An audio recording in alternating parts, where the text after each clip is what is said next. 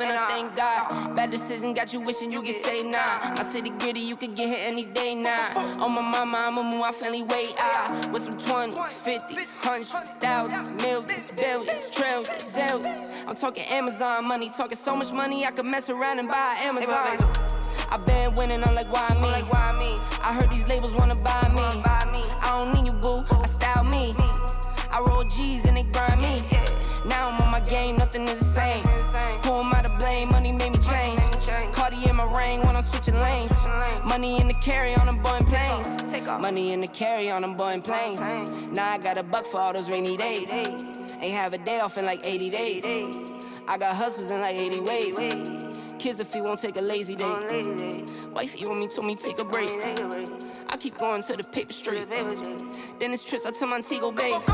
If I take the job, bet I get it done. I said it before, I'm a one-on-one. I just caught some ones, only wearing ones. Fornicate the funds, money made me calm. Diamonds on your neck, bet they on your neck. You want that watch, you better rock a tech. You want that chain, you better cop a vest. You want the check, but can you make it stretch?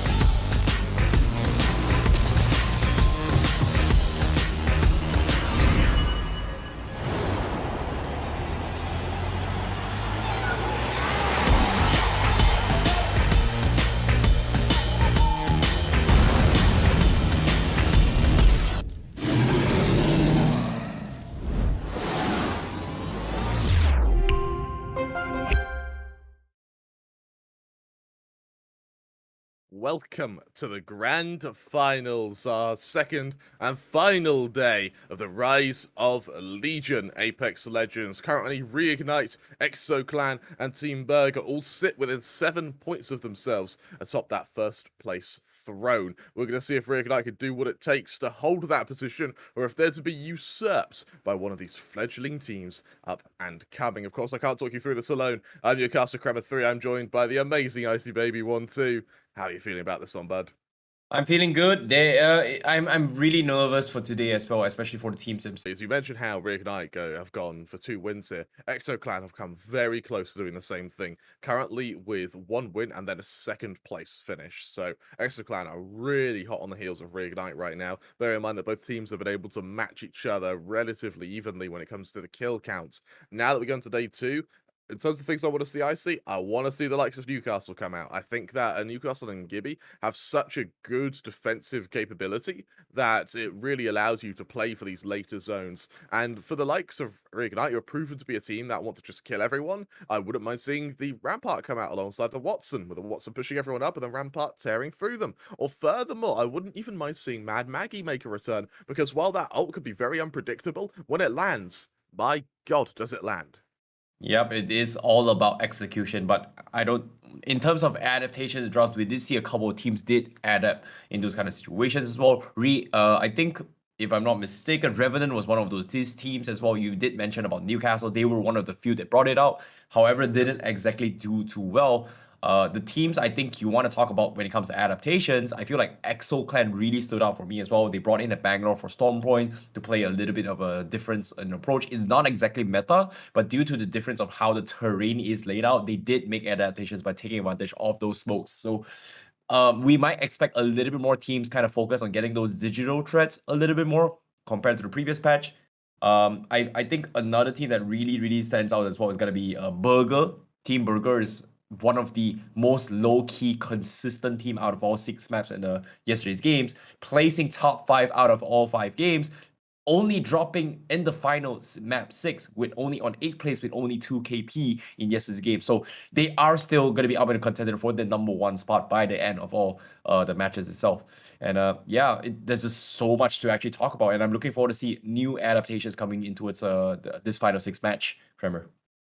You're right, and I want to highlight how a few teams have had very quiet playoff runs. The main one I want to highlight is DreamFire and X10, who both sit in 14th and 16th place, respectively, out of 20. And considering how they're a team that have the potential to absolutely upset other teams, they have the skill to be able to take on Reignite head on, or the likes of EXO Clan head on, makes me think that if I am on one of these teams, I'm now starting to target these first place teams just to see if we can make things a little bit more interesting.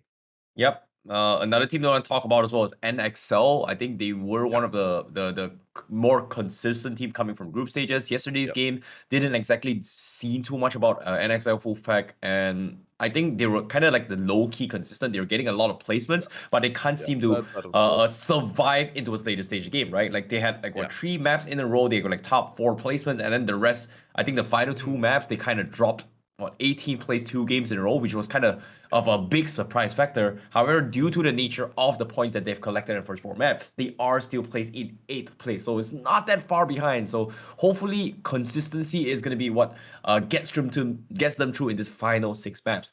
Of course, what are we going to be playing this final 6 maps? Similarly, it is going to be Woe's Edge as well as Stormpoint again. So they do have some sort of reference from yesterday's 6 maps to kind of adapt to their playstyles. But I think a good reference point is that the teams are which are in the bottom pack, teams like Bomber Boys, High One Gaming, High Dynamic Range, they have kind of haven't exactly found their comfort drop zones yet. We did see a little bit of Greaves here and there. I think tendency most likely in the first 5 minutes we are going to see them still struggling to find their territories before they actually contest for the later stage of the circle zone. Yeah, and for me, I'm interested to see if when they do go for these contestants for the later game circles, you need to highlight, which is the difference between first and NXL is only about 25 points. So for Mm. NXL, this is by all means a recoverable day. You just really need to prey on what may be the overconfidence of Reignite, of EXO Clan, of Burger, and another team that we need to mention is Emmanuel, a team which we weren't expecting too much from, but currently sit in 4th place after not only a victory, but then a 3rd place finish straight after it. Yeah, I think Emmanuel kind of really dropped the bomb on us as well, right? Considering that they were kind of low key there for a number of time, especially for map 1. Map 2, they were one of the first to get their second champion, kind of shot them up into a decent place, and then they kind of dropped off a little bit. It feels like they're a little bit inconsistent at times, but they have adapted the strategy. I think ever since map 1 onwards, they do prioritize, I would say, strategic positions of camping in the early zones of the zone. I think during Kings Canyon and Storm Point, we did see a couple of times. And tentatively, when they get those spots, they do play really, really well and really, really strong at that point. But we haven't seen them be able to kind of retake strategic positions, right? Like Yeah. so far, teams that have kind of actually done that so far and successfully got away with it was D and Z, right? They I think in the final map in yesterday's game, it was Reignite that got forced out. The second, sorry, this map 5 itself, it was DNZ that actually forced Reignite out of the positions, and Reignite was put in a very, very difficult spot to a point that they were able to tunnel their way and rat their way into a top 2 finish. But still, a very commendable run coming from both DNZ as well as Reignite. But that's the thing, right? Some teams are just better at pushing aggressive. Some teams are just better at anchoring. So it all comes down to whether or not can they get what is designed for in their compositions. We did see a lot like Watson compositions. We did see Caustic Watson as well. Some of these teams not even prioritizing Gibraltar, which is a little bit of a interesting fact for me, which is kind of surprising for me. But still, sometimes, if you hit, you hit. If you miss, such is life, man. I want to talk about X10 Crit a little bit here when you speak about getting into good positions, which is they're a team who are miraculously good at being able to find high ground. And in almost every zone we've been in, literally for the entirety of yesterday, X10 had the high ground, and it took another team having to push them and then usurp them in order for that to then be recovered. So I'm really looking forward to seeing if X10 are going to be able to sort out their defense a little bit and then hold these high ground positions that they've done such a good job at securing anyway. Yeah, that's the thing, it's all about hit and misses here. Yesterday's game, we did see a lot of highlights coming from EXO Clan. In particular, it's gotta be Ziggy, if I'm not mistaken. Yes, Ziki. Okay, apologies for that. Ziki being one of the one that really, really stood out for both me and really Kramer good. as well. He was actually setting off a lot of plays for his team. They were a lot of those finishes as well. They were able to two-man their way to the final zone, which was kind of ridiculous. But that's the thing, it's all about teamwork. It's all about prioritizing all those kill potentials or maybe even opportunities when it presents itself, right?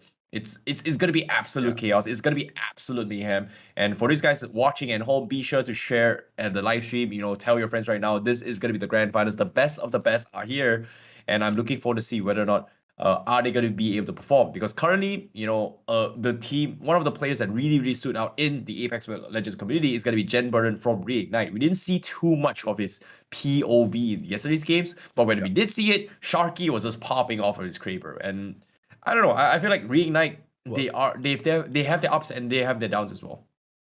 They do. And now, before we get into game 1, I'm gonna put you on the spot. Do you still have a favorite to win this entire thing? For me, it's EXO Clan. Actually, I don't think Reignite are gonna be winning this. I think that their aggression may actually get the better of them. I think that's the thing, right? Like before the start of map 1 yesterday, the two teams that really could have stood out for me was Reignite and Revenant Esports, right? They were on the top 2 from they have a lot of highlights with Newcastle here and there in pre lobbies, but is it viable consistency, right? When it comes to playing in tournaments and Scream, it is all about unpredictably. It's all about facing the unknown when it hits you. Is Newcastle viable in every single situations? So far, we over the seasons, we've kind of established Gibraltar is there. No matter what happens, GB is always good. You only get messed up by a crypto drone, but aside from that, GB is always good. Arm God saves you, yada, yada, yada. But what about Newcastle? What does he bring to the table? It's cool. You've got a really, really big shield. Nice. You've got a movable barrier.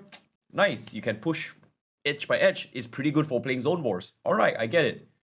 But what about its passive abilities? Yep. Can you abuse the knockdown shield as much as we can? We've seen a lot of highlights like this, but hasn't been executed in pro levels, because I believe pro levels, they do have a way to counter it. So it's still like a 50-50 gray area for me, Kramer. So I don't know. I haven't seen enough to be convinced that, hey, you know, it's the new GB, man. It's the new GB. GB will always be GB, man. The other teams I want to talk about are some of the Indian teams. Team Goated, HDR, High One Gaming as well, Project Triple X, and Bomber Boys. They've had some lackluster performances in this tournament so far. The one that has stood out for me though is High One, who, yes, in our final day of the qualifiers, really showed up. We've entered playoffs, they've been a little bit quiet, but I think they're probably going to end up really waking up today in our final day of playoffs. Mathematically, it is still possible for them to actually overcome the odds. It's the final 6 games. They need like really, really good, like what? Hey, like 25-point games consistently. Mathematically, you know, I'm just gonna around there. I feel like it's more like top 3 finishes, final 6 games with high kill volumes. Mathematically speaking, it is possible for them to be able to reach the top. And they've got to completely dumpster every single team who's currently at the top right now. So technically, mathematically, it's still possible, but I don't know. It's got to take a miracle, man. It's got to take a miracle. It will. It will. Now, for me, miracles can happen. Yeah, I'm not a non-believer. I am a non-believer in any of the pretty much top 10 teams, with the maybe exception of Dewa, to be able to come and win this tournament. I think outside of the top 10, it's just not happening. Ants had a pretty good game yesterday. They sort of woke up towards the end, but that I feel is too little too late, particularly when, you know, the likes of Reignite, they're not going to take their foot off the gas. They're not going to slow down. Yeah, I think Ant Esports is one of those teams that would be in the similar situation to High One Gaming, right? But they had like one really good game at Map 5 by having with a one champion yesterday, kind of gave them in a spot that now they're currently in the middle pack. Like you said as well, it is still very possible for you for them to actually come to the top 3, top 5 finish. Eventually, the prize pool that they are going to be competing for is $10,000 US, and only the top 4 will be awarded a location of that, get a sum of that prize itself. So making the top 4, I would say, you know, it is still very possible, but today they have to play out of their minds, right? Top 4 currently, it's what? The benchmark for top 4 is going to be 55 points as of yet. And of course, over the 6 maps, I believe the guys at the top, the gatekeepers, are going to be scaling a little bit more as well. So technically, from Ant's perspective, they need to allocate at least, what? 23 points, estimately 23 points. And then on top of the 23 points, and also... It is just not happening. Maybe 23 points to close the gap, okay? Closing the gap. Overtaking them, that's a different story. That's going to be another 20 points. So technically, getting 40 points by the end of the 66 games, it is still very doable. Finishing on all top 5 finishes is going to be a good way to finish out. Like, a good benchmark to be comparing would be Burger Esports, right? Burger Esports, they played, what? 5 out of 6 matches, they've got top 5. And on top of blundering with 6 play on the 6 map where they finished 8th place, they were able to allocate 61 points. So technically, it is very still doable if you get like top 5 finishes for the remaining 6 games and get yourself approximately 60 points to shove you in the top 4 finish. So for Ant Esports, I don't think it's over yet, but of course, you guys are at home, are excited to watch a match as well. We are going to be preparing the matches for you guys very, very shortly. Don't go anywhere. We're going to be taking a very, very short break. And right after this break, we will give you guys those packs. So be sure to share the stream, and we will see you guys right after this break.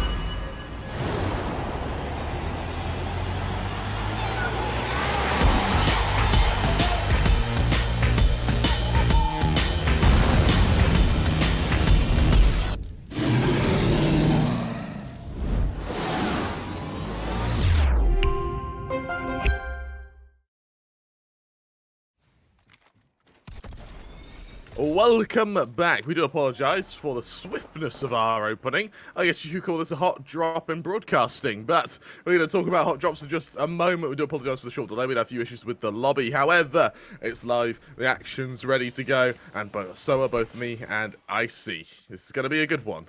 Yep, it is going to be a good one indeed, because now, based on the map itself, they are going to be dropping a pretty balanced pathway as well. Nothing out of the ordinary. We do see Bomber Boys kind of split off as well. I was expecting a little bit more contest with his hot drop, but it seems like there has been a lot of action down to a Skyhook itself. X10 as well as the other teams are going to be in their vicinity contesting for a spot. This circle is still a little bit unpredictable as well. It's somewhere around Epicenter, somewhere around Skyhook, somewhere around Landslide, as well as I think Countdown is also going to be in the vicinity. Getting those early respawn beacons, early survey beacons is going to help them out deciding on where they should be rotating. We haven't seen any teams kind of do it yet. I want to see whether or not does any single team make the decision on where do they rotate. Oftentimes, we do see teams prioritize on getting information first before going for those loot drops. And so far, that's pretty much it for now. You're right, and what's interesting actually when it comes to this drop is this first zone towards the northernmost side of the map is actually quite a balanced one. It means actually getting there is going to be fairly easy for all these teams, and it means we're going to see a lot of hunkering down. But on the topic of hunkering down, this is a lot of damage that Bomber Boys are out, putting one of our Indian teams left in the tournament. Now looking to go a bit aggressive here. Yeah, seems like SNG as well as Bomber Boy is going to be contesting a little bit far off to the northeast section. It seems like they are going to be struggling a little bit, but oh, Icky Boy going for a big B, but oh, the devotion losing the trades on against a flatline draw. Will get the first knock onto his Bomber Boys. Bomber Boys, however, going to be going for the full defense as well. Casting gas already going to be popping off, and they are going to try and go for the reset as well. But the flanks are coming in, getting shot from the sides. The crossfires are coming in. They get a re-knock, and that is going to be Bomber Boys right from the get-go. Gets eliminated. Free KPs in the hands of SNG.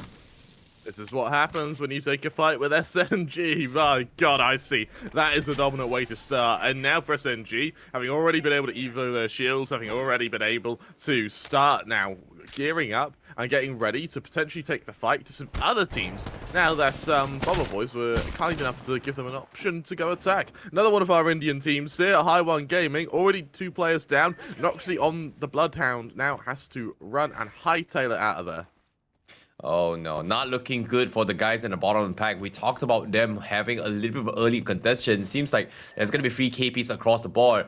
Noxy going to be trying to rat his way into the next phase game. He's only a Bloodhound. He doesn't have much utilities. Look at this, ammunition-wise, not a good start for him. R301 wants a charge rifle.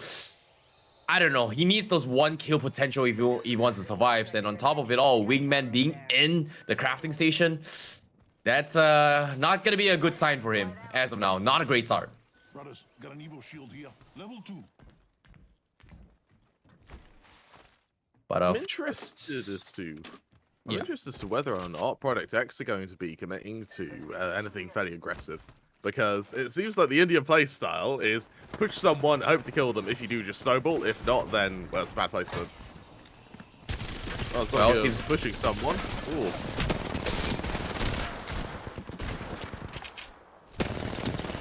Oh, seems like DNZ, they will get the raid on as well, because here comes the Armor Sword Joker getting purple on top of it all. They do get a successful takedown. They've got 2 knocks. They're looking for the finish. DNZ able to successfully win their fight and towards the dome itself. So that's going to be the invades coming in to thinning out the competition is going to be the way to go for TNZ before the anniversary rotation.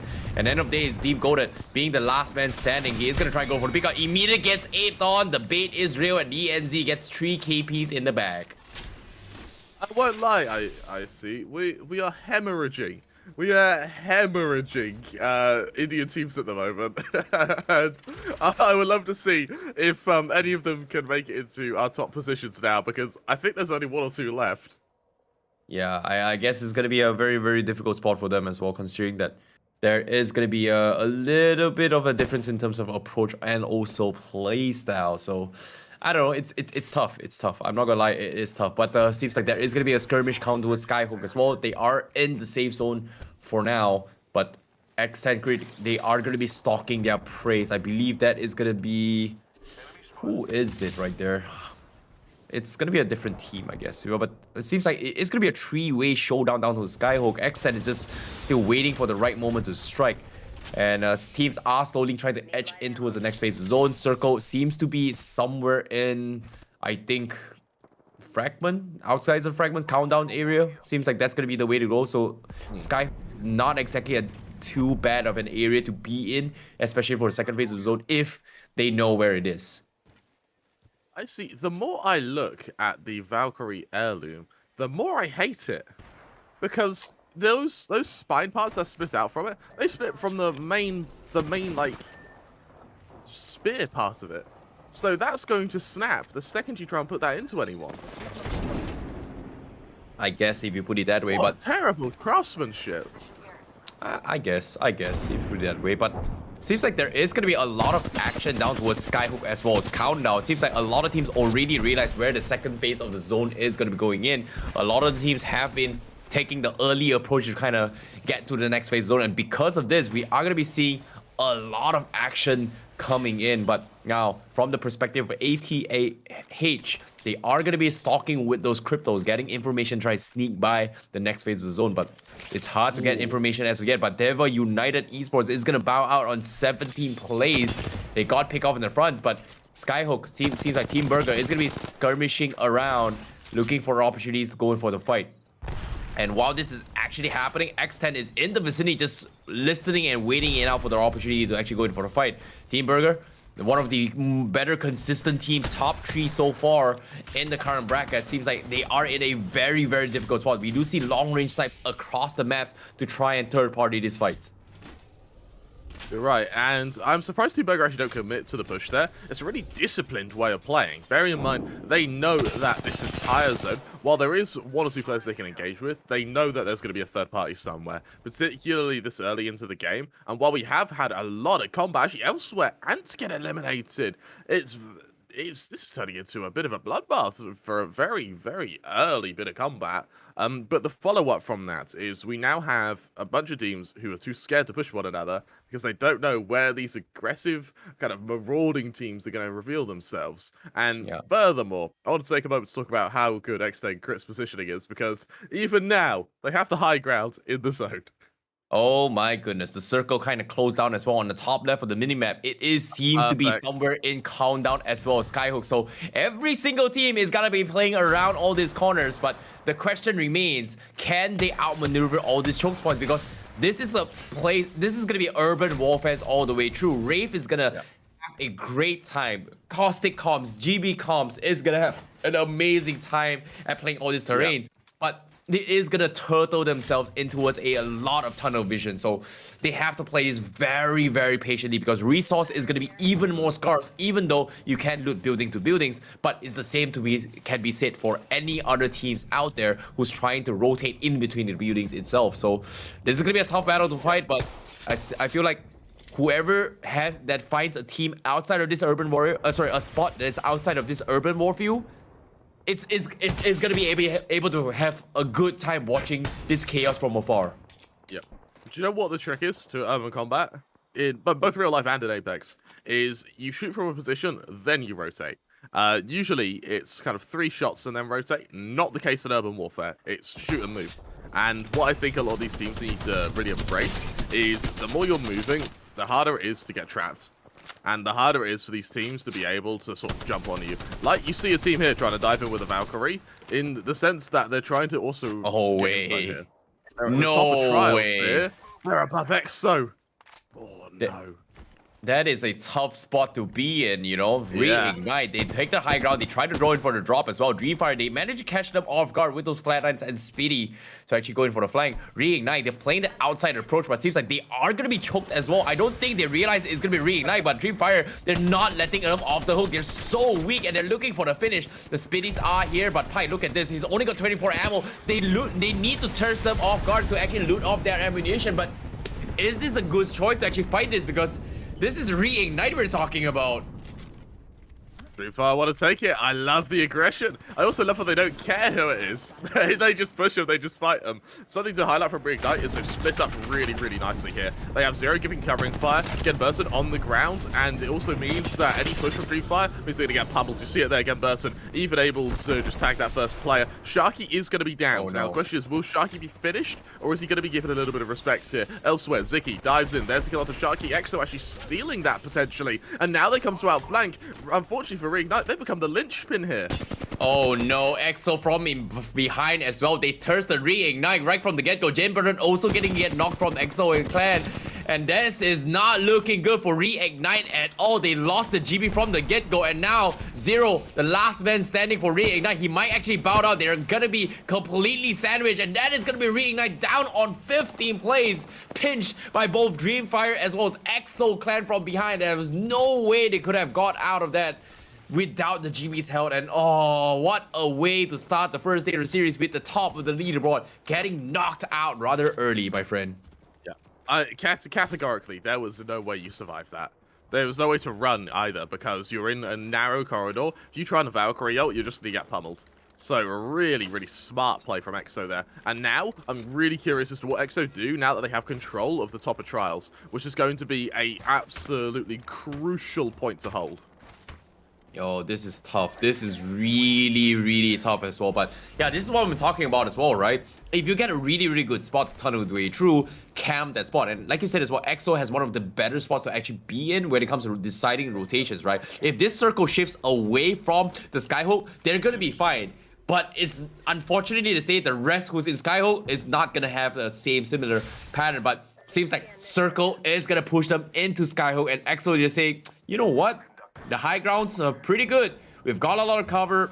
They're going to stay there for the end of time. Meanwhile, the rest of the team are starting to move inwards in towards the city itself to find for those vantage points. And so far, I think the train station down towards the north side isn't too bad, but I think it's just shy off on the outskirts of the zone. So they need a good spot to actually rat their way through. But seems like Emmanuel is gonna struggle on from the countdown vicinity as they get hit by another team. The sprays are coming in. A good beam coming from Emmanuel. They take down DreamFire. That's gonna be one down from DreamFire, but it's gonna be a 3v2 situation. DreamFire, they're out in the open. They're gonna force the GB out as well. But here comes the push from Emmanuel. They go in for the pump. They lost Asia, but it's A-Flow and FieldW as well. Gonna be going a 2v2 situation, and they wipe DreamFire on 14 plays. Emmanuel, beautiful defense coming from them.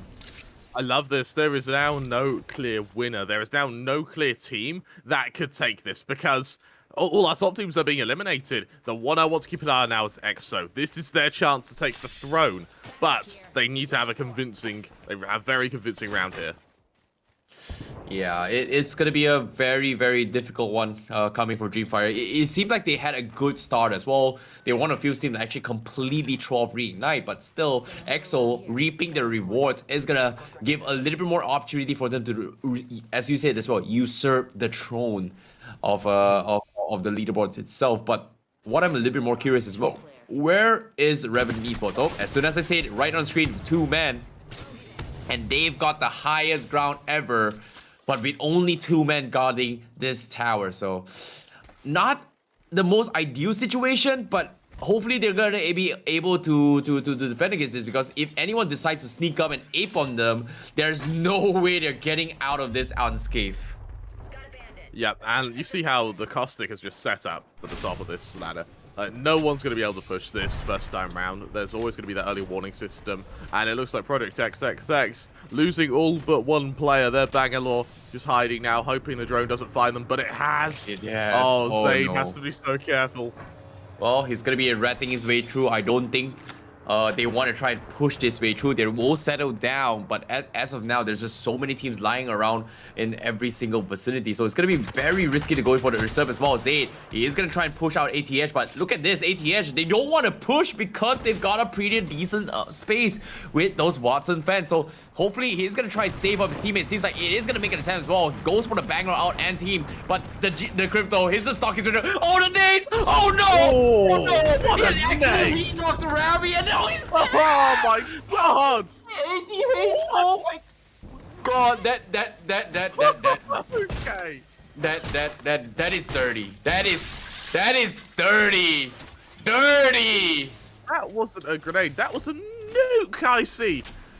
Jack! Oh my god! And then to whip out the R3030 and one-shot the final guy. That was just disturbing. Clean and... no, that's not clean. That's the dirtiest way of taking out a competition. For a second, I thought, you know, maybe Zan would have had a chance to pick up his teammate, but nope. Crypto Drone gives too much information, my friend. Crypto Drone gives too much information. Oh my god. That was dirty. I've had my fun, man. Kramer, I had my fun. Yeah, all right, we can end it here. I think we found a winner. ATH, congrats on the first map, boys. Now that we're starting to establish sort of positions for each of these teams, this final zone, which we'll see kind of fade in the next minute, is going to be so important. I swear, if someone clips that moment, you can make a meme like, oh, that's how you know you messed up, you know? Those kind of memes. It's like the nade just appears out of nowhere. He thought he had a second chance, and like, moment, oops. Jackson he cocked out. He messed up. Yeah. I get it. Yeah, that's exactly the meme we're talking about. That feels bad, man. But overall, the game will continue. Circle 4 is on its way. Seems like it is going to be shrinking to the northwest section of Skyhook. So you do see a lot of skirmishes are already on its way. 10 seconds left. The circle is going to be moving off. You can see a lot of forced rotations are making the way. You can see the Caustic is just making so much space, especially from Northside Esports, who's trying to hunker down towards the basement itself. Not a good spot to be in, but at the same time, they've got no other choice, considering that there is a team above them. They are able to avoid a lot of utility as well by being in the basement, so it does come with its pros and cons. But also, it's the time for aggression. X10 Crit, they realize they don't want anyone in their building. This is our house. You don't even pay rent. And now as they get ready to go for the low ground, I'm really interested to see if Northside actually just up the tempo and try to push into them. Yep. Seems like high ground as well. DNZ, they are going to get full run as well. They've got the Caustic Gas to zone them up. But they are going to try to reset and heal themselves up. Emmanuel, however, will be taken out by X10 off the screen. So that's going to be a little bit of battle down below as well. X10, DNZ, and I believe Northside Esports all the way in the basement itself. So it's going to be a three-way showdown in potentially one of the so-called streamer buildings as of yet here of Skyhook. But seems like X10 is going to get arced as well. Here comes the GB Dome preemptively in case they decide to go for the push. Great teamwork so far, but they are going to be A-okay, especially coming from X10. But the circle, look at this. Look at the top left of the minimap. It is going to go out. This is not good, but sneaky arc coming from X10 to force them out of situations. But are they going to be able to do this? But it seems like it is all about those patient games for now, as they need to regroup for next fight. But DNZ struggling to hold on as they get oppressed, not from inside, but above as well. But Joker, he gets the knock on Nuzuru. Are they going to go for the finish? A very, very cheeky one-way angle with the barriers, and they are going to go for the flush. DNZ, they're going for the A. Can they go for the thirst? They're running for their lives. And X10, can they survive? They even got the pickup. Here comes the re-knock, and that's going to be X10 getting wiped off by DNZ. DNZ, though, they don't go unscathed. SA is so far away, trying to heal him is going to be a nightmare. However, there's another group here. I believe this is the DNZ's opposition of SNG, who have just gone to the top of the roof here. In fact, no, it's EXO. Oh, what is it? You do not want to fight EXO. And for good reason, there's an instant knock. EXO continue to make their presence known. This is our house. This is our zone. This is our game. And you're merely here for the temporary measure. Well, this is going to be very, very risky because the third parties are starting as well. The Bangalore smokes are helping as well. The DG Trend Armor Kilo Pulse is going to put him at a very, very advantageous point. They've got a gas smoke. They've got this beam as well. But here comes the pump. But Ziki, he needs to run for his life. He's dealt a lot of damage. But here comes the ammo swap. But as of now, the clock is taking 30 seconds on the line. They have to wrap up this fight. What do? EXO Clan, looks like they're forcing. They lose Dexter. They lose Kilo. And Ziki, he says, I'm out of here. He's going to try and buy time for his team. He's getting shot from across the map. He's got a really decent red spot. But guess what? Another Welk finds him, and that's gonna be EXO Clan eliminated on 7th place. But while this is happening, DNZ will be the victors of the streamer building, and down towards the circle coming in Top 6 left. Circle closing in. Everyone forced their way into his ATH. They've got this Watson fans. They're just making life miserable with them. Come to Papa, and ATH says with this Watson fans, there's no way anyone wants to push them into the marketplace of this map itself. The sprays are coming in. It is going to be absolute chaos across the map. Crypto drones looking around as well. Jack Q finding the opportunity, goes for the DNC. He's stuck. PP, what can you do? Absolutely nothing. Gets completely shut down. And the kill leader in the hands of ATH as of yet. ATH. The MP goes off. There's the burst of it, and now here comes the push. Look at ATH. Now that they've been able to get their crypto off, all they're doing is just dropping utility. They're dropping data, dropping everything they can. They're actually going to go for the push as well off the back of it. It's very ambitious. Jack is going to fall instantly. The crypto, the culprit of this is going to follow it up, trying to take down this final player. They do so. The Newcastle Falls BRP. They get eliminated now. It's down to 3. Jack is going to be revived, brought back up. Given a bit of a shock by the Watson there. I imagine that'll wake you up. So that's a Revenant now, I believe, with only 2 players, meaning they're going to have to be either the linchpin to win this, or they're going to be the target of the first fight. Exactly. Down towards the final 3. Team Burger low-keying their way into this map. It's going to be a battle between Revenant as well as Burger. And I think that's going to be ATH on the other side. These are going to be your top 3. Revenant going to be fighting against Burger as of now, as they go side by side in this team fight. But the circle is closing in. They have to push out an ATH to get one knock on towards Maxius on Revenant. Team Burger, they have to make the play. They've used their dome. They're out and open, but the Cosmic Gas stops them, and they get completely beamed as ATH. They've got so much cover. They've got the Watson out. There's absolutely nothing they can do. That's gonna be a free win for ATH. They've got that information. They go there for the gatekeep, and here comes the spray down. But oh my goodness, the Asian sidestep is not gonna keep it alive for Revenant. But as of now, it's gonna be a 2v1 situation. Beaming through the WAN, and now Jack Q is gonna be providing assist as well. This is gonna be over at ATHXVY. It's gonna be the champions of this game. Style points across the game. And they are your champions for game number 7 for today. What a game today, Kremer. What a game. Yeah.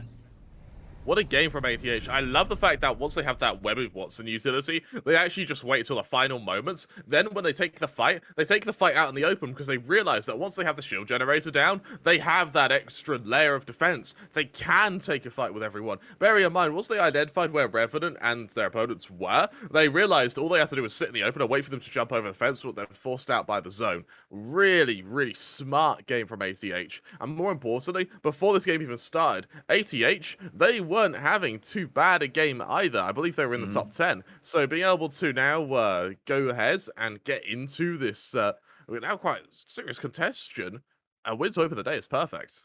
Yeah, I'm not gonna lie, you know, no GB, no problem. It seems like ATH, they were able to take advantage of the situation. You know, that's the beauty of having a crypto drone, right? Getting information, play around your strengths, and for them to actually fence up the market, which was taking a big margin off the zone and gave them so much advantage to force every other team to kind of be spaced out and forced to clash against each other. So that was really, really smart defense coming, especially from Jack Q as well.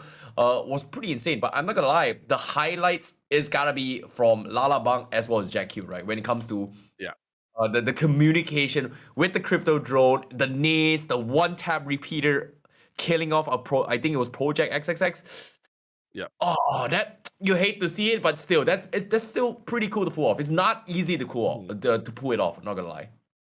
No, it's not. The fact they were able to do it pretty much instantly as well. They didn't take many attempts, was great. I also want to talk about that nade from Jack. That nade to land right in front of the 2 players resurrecting, pulls out the 30-30 and one-shots the final guy. For me, that was play of the game easily. Yeah.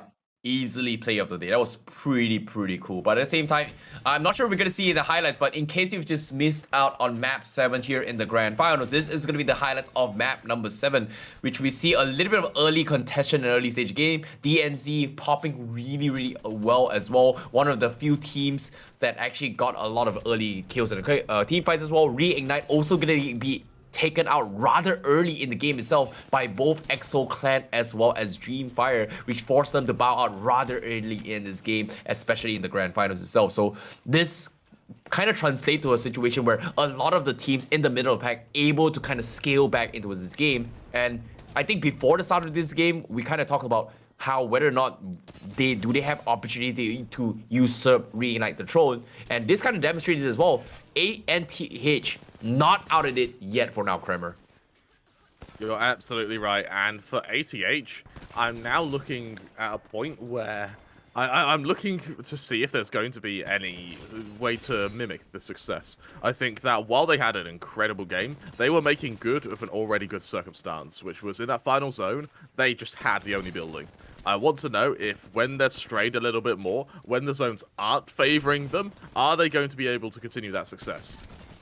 Yeah, it's gonna be a little bit difficult to do so, but I'm looking forward to see how whether or not can they actually pull it off. Because eventually it comes down to execution, it comes down to a little bit luck, and you know it will go a long way. So it's tough. It's definitely a little bit tough to actually continue the journey. But I'm looking forward whether or not it will continue for now because they have a long way to go, and that's the thing, you know, they've got 5 more maps to go and anything can happen. So I'm looking forward to see how the next match is going to be happening. And I wonder how much of a score point it is going to shift for them as well, Kremer.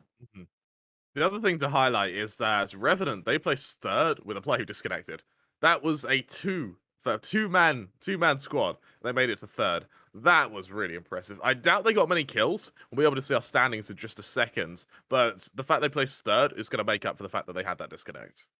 Yeah, I think that's a pretty good run for them as well. Especially we talk about adaptations, right? Revenant Esports, they were struggling a little bit. For them to place third now, it does give them a little bit more comfort zone, right? Considering that Reignite was taken out, EXO Clan was taken out rather early as well. So this is gonna give them a little bit more points to push up to actually to get a decent spot, considering that they had a terrible run in yesterday's game. So Yeah. all in all, 5 more games to go. Next map is going to be in Storm Point. Hopefully, we will see teams kind of adapt. But what was really surprising for me was that Reignite, they do like to play this composition where they like to Valk out and towards a mountain terrain, who gives you like this 10-second window to actually abuse like being knocked out from away from the map itself, right? And then take those information and do what's next. Every single time they do it, it's very common in ALGS, especially how congested they are. They want to buy like a 10 seconds time before they ape on someone, right? But unfortunately, that didn't exactly work out in their favor because of how there wasn't exactly people getting third party in that situation. They were the I would say the sheeps waiting to be slaughtered in the hands of both EXO Clan as well as DNT. So it's DreamFire. So it's a little bit unfortunate for them. I believe that if there was a little bit more teams there, that play for them would have worked out in their favor. Mm-hmm. It would have. And now as we sort of go into game 2, the team I also want to talk about is Reignite, who got completely crunched on. They were out in, what was it, like 12th? They got limited really early on. And it meant that this top spot now is completely opened up. EXO also got eliminated, I think, in 6th, but EXO did also kill quite a few players. So now I'm curious to be seeing if after game 7, EXO have been able to take that first place spot off of Reignite. Yeah, I'm looking forward to see the scoreboards very, very shortly. It's gonna be up very, very soon. But what I do know is that when it comes to this kind of matches as well, I feel like it brings me really, really it brings me a certain joy, you know, when it comes to watching these kind of matches. Like sometimes there are times where, oh, this team is one of the best in the world. Nobody can take them down.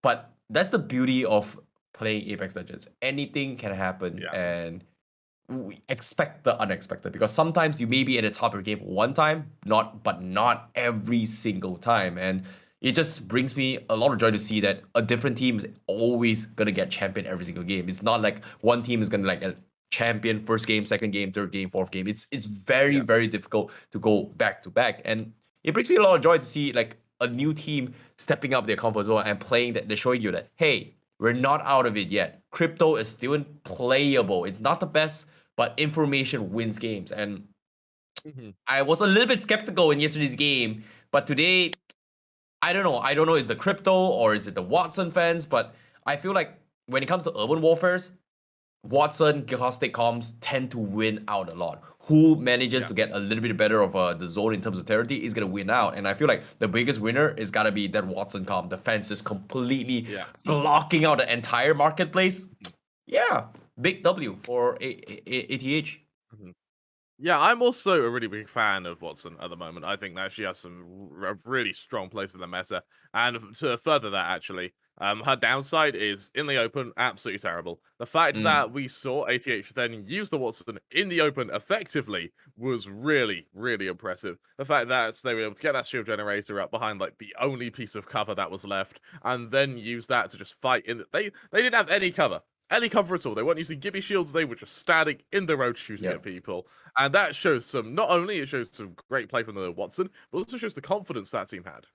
Yeah, and on top of it all as well, because I think Revenant as well as Emmanuel, they were struggling to fight face off against each other. They had to pop a really preemptively, I would say, dome before they forced the issue. The best play that Emmanuel as well as Revenant could have played was lobbing nades or out on towards ATH. But it was, like you said as well, the Watson out was already there. So it's technically impossible for them to actually zone them out because the Watson shield out is going to completely absorb everything from that play. So I would say it's a smart play, but at the same time, the only difference is they didn't have dope. That's the only reason why both Revenant and Revenant and who's it called again? Emmanuel kind of lost that match. They didn't have the domes down. They had to use it against each other. And when the circle forced it in, it's just free targets for the pickings. And I think there was a couple of attempts as well coming from Revenant. He went for a super glide.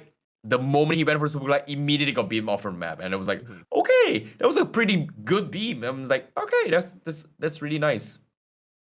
Yep, and I also want to mention that Emmanuel, they've been like a ninja in terms of placements. They're currently in 4th place. After this game, I reckon they're probably able to break into the top 3. Let's take a look at the standings though, just to see who was able to craft this victory and how effectively they were able to do so. ATH, of course, in that 1st place, 25 points. That is, I imagine, going to really elevate them. Bear in mind, they're currently in 13th. That's going to really, really help, actually. For DNZ, they may just be able to you let them usurp Emmanuel to take 4th place. But the main one I want to watch out for now is how EXO Clan, while they didn't do great, neither did Reignite. And for EXO Clan, I think that puts them now 1 point short of 1st place.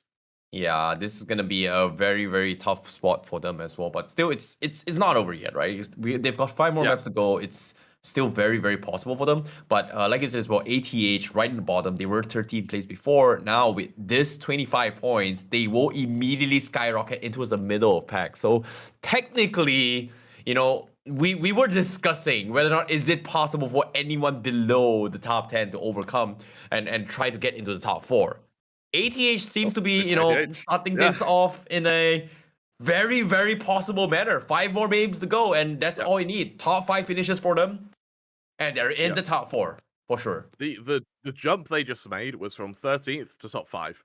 So that should really show you just how easy it is to really upset these standings. Now that we're sort of in the build up to game 2, I see we really want to see Reignite recover. We'll have to see if they can do just that though after this short break. We'll be back in about 2 minutes or so.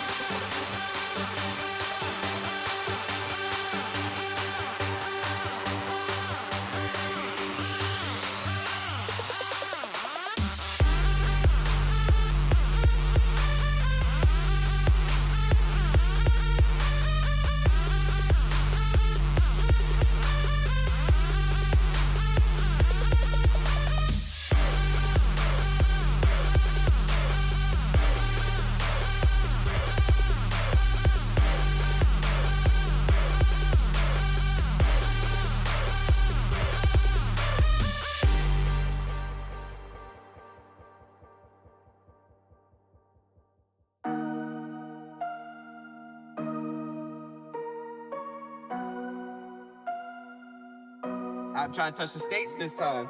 2021. Gotta show him I can still rap though. Now I'm in the game, I was on the bench. First I was renting, now I'm collecting rent. Run it up. First it with the Beamer, now I want the Benz. Spending all the back like here I go again. Outside says the chirp, now the camera phone. Told you I'ma make, keep the channels on. Why you acting different when the camera's on? Why you acting different like your paper long? 8 day wake up and I thank God. Bad decision got you wishing you could say nah. My city gritty, you could get hit any day now. On my mama, I'ma move my family way out. With some 20s, 50s, hundreds, thousands, millions, billions, trillions, zillions. I'm talking Amazon money, talking so much money I could mess around and buy Amazon.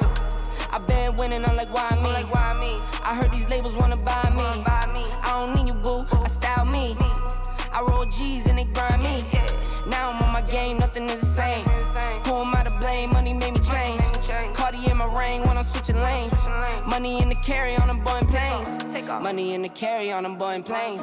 Now I got a buck for all those rainy days. Ain't have a day off in like 80 days. I got hustles in like 80 ways.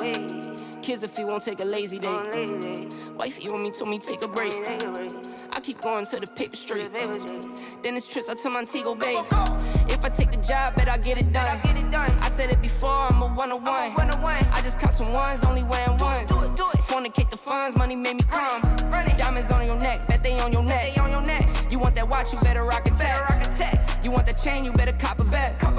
You want the check, but can you make it stretch?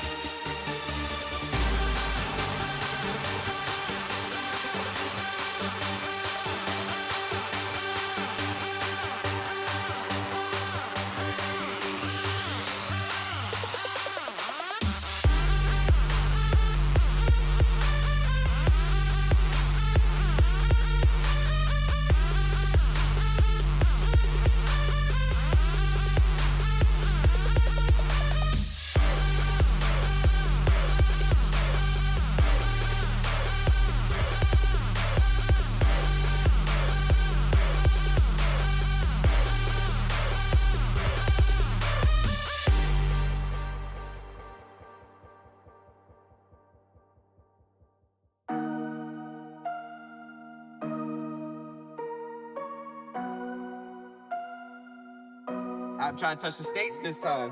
2021. Yeah, show him I can still rap though. Now I'm in the game, I was on the bench. First I was renting, now I'm collecting rent. Run it up. First it with the Beamer, now I want the Benz. Spending all the bag like here I go again. Outside says chirp, now the camera phone. Told you I'ma make, keep the channels on. Why you acting different when the camera's on? Why you acting different like your paper long? 8 day wake up and I thank God. Bad decision got you wishing you could say nah. My city gritty, you could get hit any day now. On my mama, I'ma move my family way out. With some 20s, 50s, hundreds, thousands, millions, billions, trillions, zillions. I'm talking Amazon money, talking so much money I could mess around and buy Amazon. I been winning, I'm like, why me? I heard these labels wanna buy me. I don't need you, boo, I style me.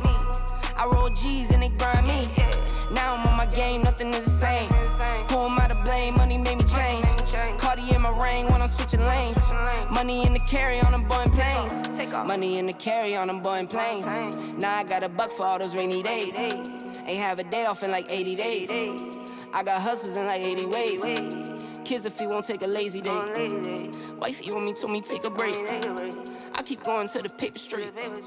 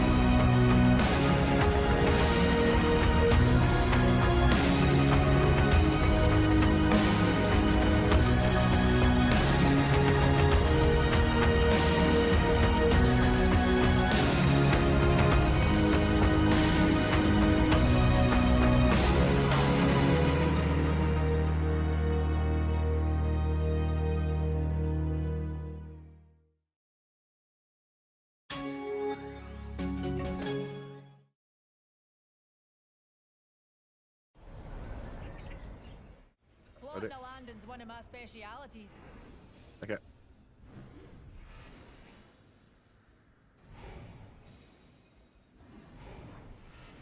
Hello. Welcome back to the Rise of Legion Apex Legends. We do apologise for the longer breaks. Unfortunately, the lobbies, while they have been fairly nice to us over the course of the tournament, of course, it's the final day where we start having a few issues. Hopefully, it should all be fixed, and hopefully we don't have too many disconnects, hence the delay. However, with no further ado, welcome to our Game 2.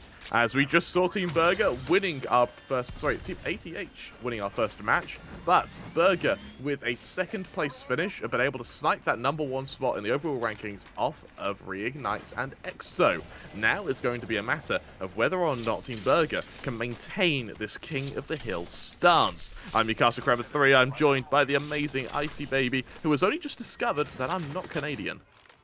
Yeah, I was a little bit surprised as well because you were telling me so much about being in Canada and stuff like that. I think during conversations while you guys were talking with Cribs, etc. So I thought you were Canadian, but all right. Seems like I am a little bit wrong. Apologies for that. But at the same time, it's only the other side of the planet. Don't worry. But at the same time, the circle is going to be a pretty balanced one for all the teams. Not super crazy yet. We're not going to be seeing a little bit more.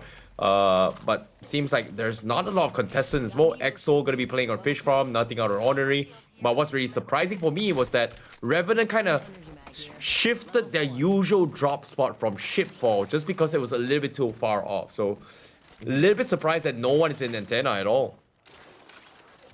It means the first team that realizes this area is clear is going to have a whale of a time losing all of this as well. They're pretty much going to be uncontested, and they're going to have a huge power spike Thankfully, though, we don't have to worry about any early fights. We saw earlier that it was a really, really sort of chaotic first 2 zones, which is pretty uncharacteristic of the tournament thus far. However, now it's all quiet on at least the northern front for Project XXX.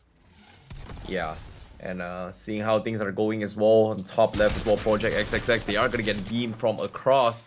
And Sick Warrior, the retraining 1-for-1. He does have to have a no turbo charger available, so he is gonna lose the first pick advantage if he doesn't have those turbo chargers. Hopefully he's gonna be A-okay, as he's gonna make a run for it as well. Bomber Boy is gonna be contesting. Great knocks coming in. Seems like the Indian teams are gonna go ham on each other as of now. And this is gonna be difficult. It seems like it is not gonna be an easy fight for them at all. Charles the Clock gonna be dropping very low as well. Here comes the beat from Iki Blue. Bomber Boy going for the trade-off as well. And no, they are gonna lose a 1-for-1 as of yet. And this is a difficult situation to kind of gauge as of yet. And just going ham with all these 1v1 fights from the get-go here, Kramer. And seems like Bomber Boys will be the ones to lose out of this fight. Taken down by Project XXX, who are going to have no trouble bringing their Gibby back online. Really, really strong opening for them. And as we've been seeing, it's usually our Indian teams that have a lot of trouble in these first couple of rings. Now that one of them's been able to potentially merge with the other, you could say, let's see if Project X have a pretty good run in this map. Yeah, it definitely seems to be the case as well. But of course, Project XXX, even though they are technically, well, mathematically out in the running, I guess, if you put it that way. No, actually, they're not. They're 18 points, but I don't know. Can they pull the miracle run? That's going to be my question. But what I do know, Northside Esports is a team that does stand a pretty decent chance. They are currently in 9th place with 46 points. And currently, it seems like they are going to be looking to rotate in the next phase of the zone. They've got a pretty decent amount of loots for now, but they haven't found a good spot for this next red spot. They're trying to clear off the Prowler nest first before taking advantage of that height. But still, they are going to be succumbed by every single angle if they do not have enough defense. But as soon as I say it, you can see there are a lot of long-range types already trying to push them off and burn out those utilities from them. You're right, and as DreamFire looks to go a little bit aggressive here. DreamFire, we saw earlier, were a very, very aggressive team. So this playstyle actually does favour them a little bit here. Looks like they found a sweet spot just to avoid that Gibby ult, but now they look to follow it up. Now they look to push some of these teams. Who is going to be on the receiving end? It looks like it's going to be Esports Club, who have the high ground here, which is going to provide them a huge advantage.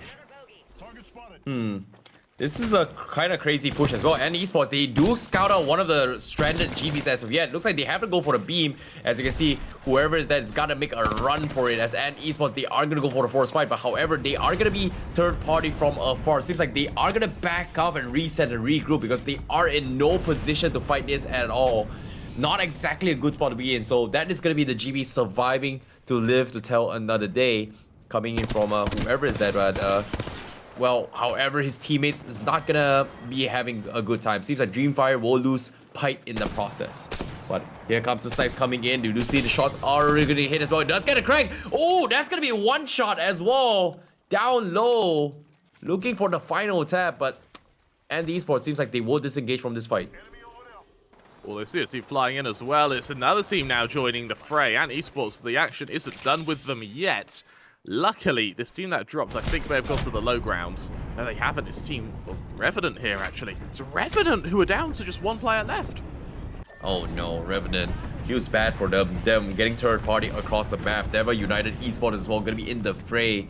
As they are going to try and make a run for it. The turns are coming in, but Dewa United Esports, they don't want to be anywhere near, considering that they've one member down. So they are going to try and bail and rotate from the south side of this next phase of Circle. Circle will be closing very, very soon, but there's just a lot of pickoffs coming in from all these fights. But Dewa United Esports, they were the ones to actually take them out rather early, especially for Revenant. So considering that they've got a pretty okay spot to actually respawn themselves, so they are going to be able to get the 3-man up very, very soon. Reignite, however, playing it safe on the southwest corner of the zone. You're right now, and as we see a lot of damage being outputted here from Reignite. Bear in mind, they're in a really strong position to push this team. We've seen Reignite, when they go aggressive, they usually have such a high time to kill that teams, or such a low time to kill even, that teams don't really get a chance to third party them.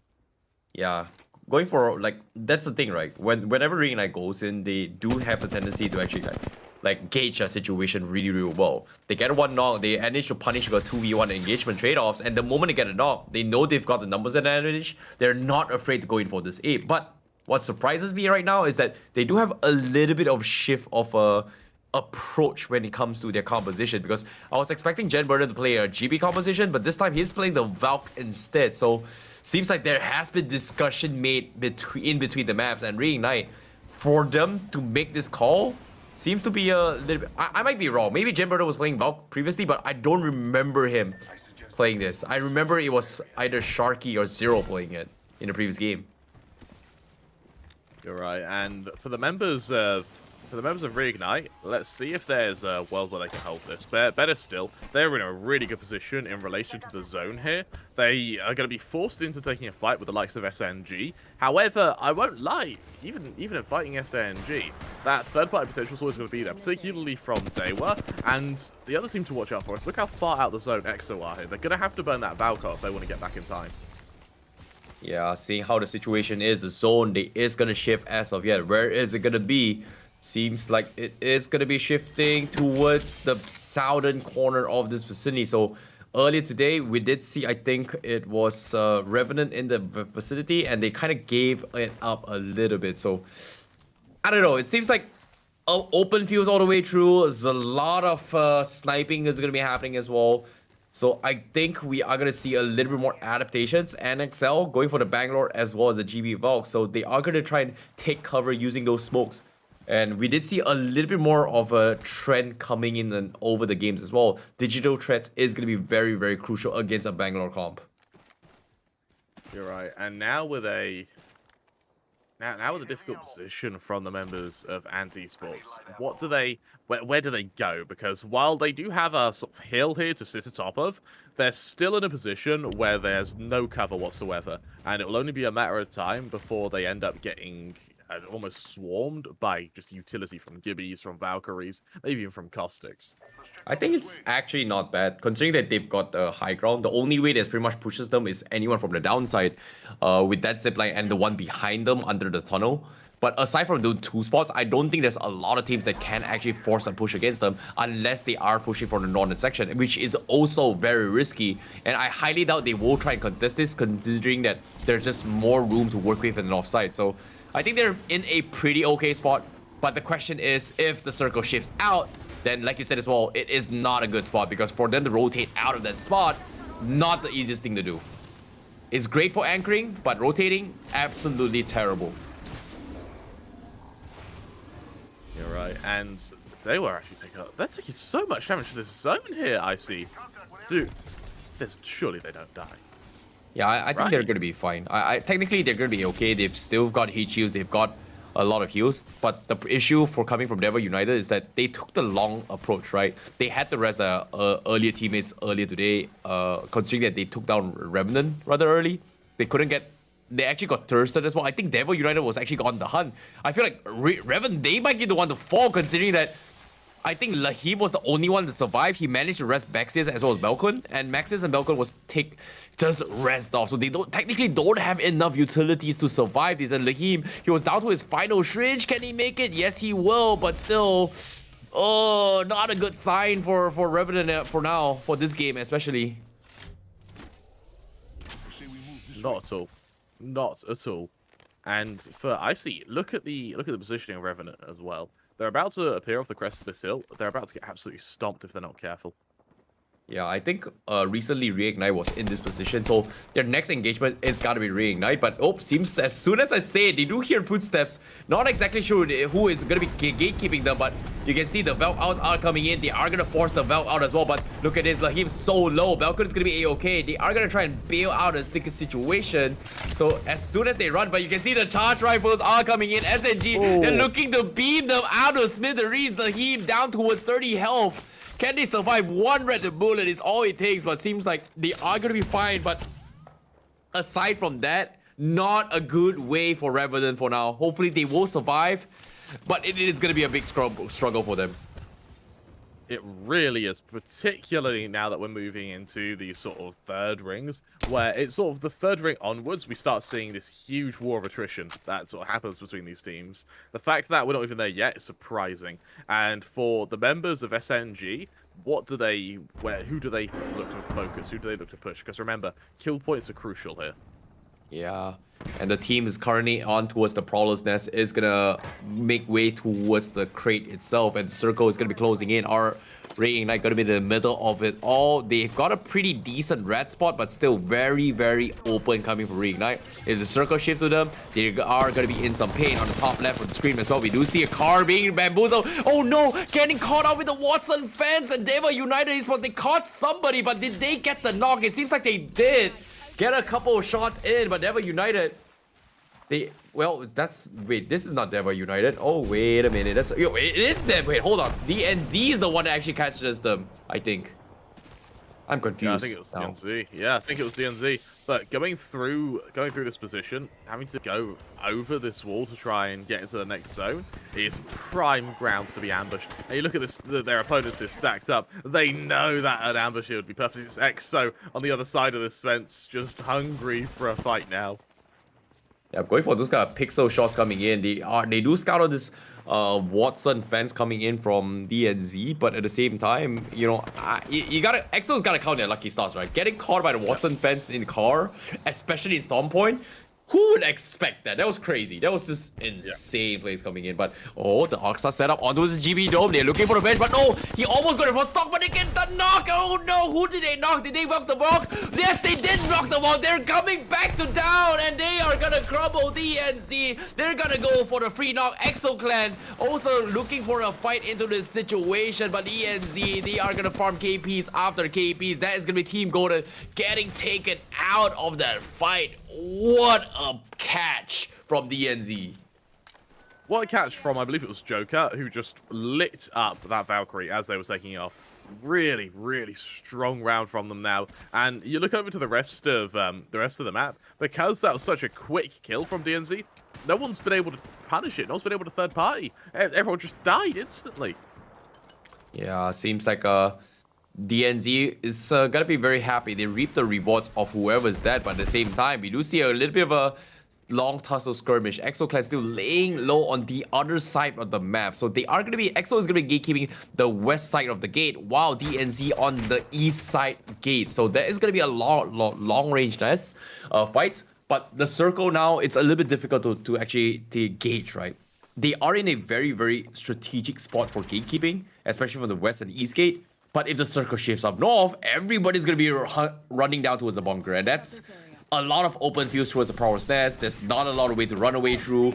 The Valkyrie outs is not going to help them as well. X10 now going to go for the GB Dome. They are going to try and force rest this situation. And seems like X10, they're still trying to make way into the next phase of the zone. They've got heals in this vicinity. And they got to get out from the north. You're right. And for Esports, this is going to be a bit of an exodus here, but they have found some high ground, which is just shy of the zone. Potentially something they can use to exploit any teams in their rotation. Topic of rotation now, look from above. Look how low Revenant is as well. They can really be caught out now if they're plucked from the sky. Oh no, they just don't have enough heals. And that's the downside of tanking zone, right? And considering that they had to tank zone and play respawn, they're playing for placement points as of now. If they're lucky, they're gonna be able to get some people. But as soon as they say that Valkyrie gets picked up from Dewa United Esports, so they are in some trouble. Oh, seems like Team 3 is going to be eliminated. That's going to be Revenant out of the equation for the 15th place. Meanwhile, on the southwest side as well, Dewa United, it seems like they are going to try and go in for the thirst as well as they go in for the fight. Here comes the finish, and that is going to be Team 5 out of the equation. Rocky gets taken out. And while this is happening, Reignite as well, I think from the north side is going to look for the thirst as well. And like I said as well, the circle shifts towards the north. Everybody's going to go out of the Prowler's Den. This is a very, very, very annoying situation to be in for every single team right now. You're right, and what's interesting for Dewa now is they've actually got themselves into a really strong position without really meaning to. They're going to have to find a way to head up this hill and or hold the gate in front of them.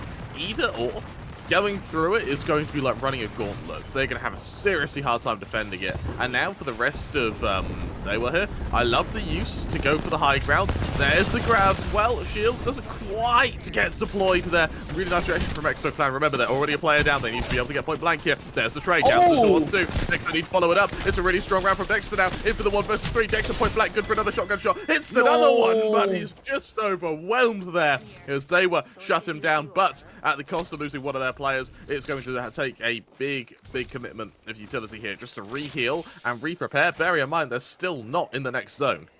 Yep, 20 seconds left. Coming from Dewa United, they were able to wrap up EXO rather quickly. With 20 seconds to reset and loot up, they're going to be A-okay. However, for them to push into the next phase zone, look at this. Reignite taking so much portion of the next phase of the zone. X10 going to be on the north side and on the northeast. Reignite, if they hold out against Dewa United, they've got the perfect position to go for a top 5 finish for now. Meanwhile, the rest of the teams, they are going to be skirmishing from the south side. You can see DNZ, they're still stuck in towards the Prowlers. Then they're looking to wrap up this fight inside, but can they even get out? They've got a really cheeky red spot behind them if they want to tank for next phase zone, but I don't think the well out is going to be enough to get them out of the zone for the later phase. So I don't know. Is it going to be possible? It comes down to whether or not Northside Esports puts pressure to them, because both teams, they need to get out of this spot right now. And watching for them, this side of the zone, this exact same spot that Saiyajin was, is actually inside the zone. Right, and for a second, we're going to have to hesitate for the time being, because DNZ, they are just about getting caught out. At DNZ, they just get overwhelmed here. Big misplay and positioning there, and they just get wiped by Northside. Really strong reaction, really strong punish onto DNZ. They healed them so quickly that actually re-healing isn't going to require much here. The one thing I am interested in is the fact that Nuku drops the G7 Scout, realizing that everything now is going to be a point-blank engagement. Instead, looks to switch to the car R301 combo. Personally, my favorite, because it has such good mid-range melt onto a lot of these teams now. Mastiff in the hands of Dewa, looking for a more shotgun-esque approach here. Remember, they are slap bang in the middle of the zone. They are in the perfect position right now. It's down to every other team to push into them. Exactly, but they were United in the middle of it all. Reignite kind of taking a little bit chill pill as well. We didn't see too much. Team Burger also playing the safe approach from the north side. But the question remains, Northside Esports is in a red spot on the south side. Can the Valk out actually overtake the mountain to get into this next phase zone, where it is going to be a lot of heavy suppressive fires, especially coming from the north side? Team Burger, they're trying to make way and clear out the north teams, as well as try to push in the zone, but they have to make a decision quick. 20 seconds left. They've got to make the push now very quickly, because things are going to get down in the north. They are. I like how we're also seeing teams start to switch out their snipers, bring out the bring out pretty much any form of rifle, flat lines, R301s, R99s, cars. Nothing is going to be equipped for long range now. It's going to be a point blank battle. And with 6 squads left, 17 players, this zone ain't big enough for the both of us, and I think that's going to be felt unanimously from every team left here. X10 Crit eliminated, go for the placements there, plucked out the skies is Kizzy, and now the ring pushes everyone closer. The exoduses have to be made. The low ground hiding under the waterfall. No Great way. position from SNG here. No way, they managed to come in, but Northside Esports, they managed to valve out into this zone. They managed to stick by, but guess what? They're going to be fighting with another team as well, who's in front of them. It seems like it is going to be Dewa United in front of them, but they are in the crosshairs of both teams. Dewa United and looking to pick a fight, and Northside Esports, they dropped in between everyone else, and they are going to be one of the problem causes for the team, because Esports won't be able to wipe both Dewa United as well as them. Now down towards the final 3 teams, SNG and Esports, as well as a Burger Esports in front of the Burger Esports. They are going to get completely beamed apart. The GB outs are going to completely take them apart, as Esports in a prime position to potentially take this, Kremer.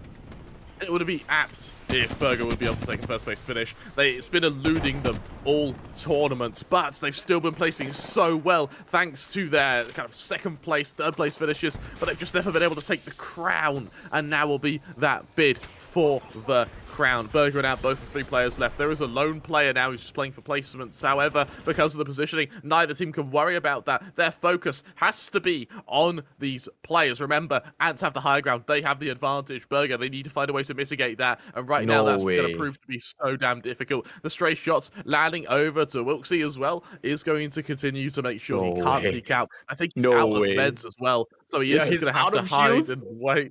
He's just going to have to hide. Now the attack comes in between Burger and Ants, and they've left the lone player, they've left the sole survivor, and now for Ants, what can they hope to do to defend? Arcstar's get the point. Beautiful hit with the Arcstar there. Goes follow it up onto the Valk. There's the burst. There's no follow-up yet, though. Shield's going to be deployed. There's a flank pushing from Ant now, trying to really try and punish that Arcstar usage. However, there's no follow-up. There he goes. Team Burger, they're eliminated in 3rd place now. Ant, what can they do? Still in the pilot's seat. SNG, low HP on the low grounds, still being hit from above here. Holiday, huge bursts from that flat line, continuing to output the damage here.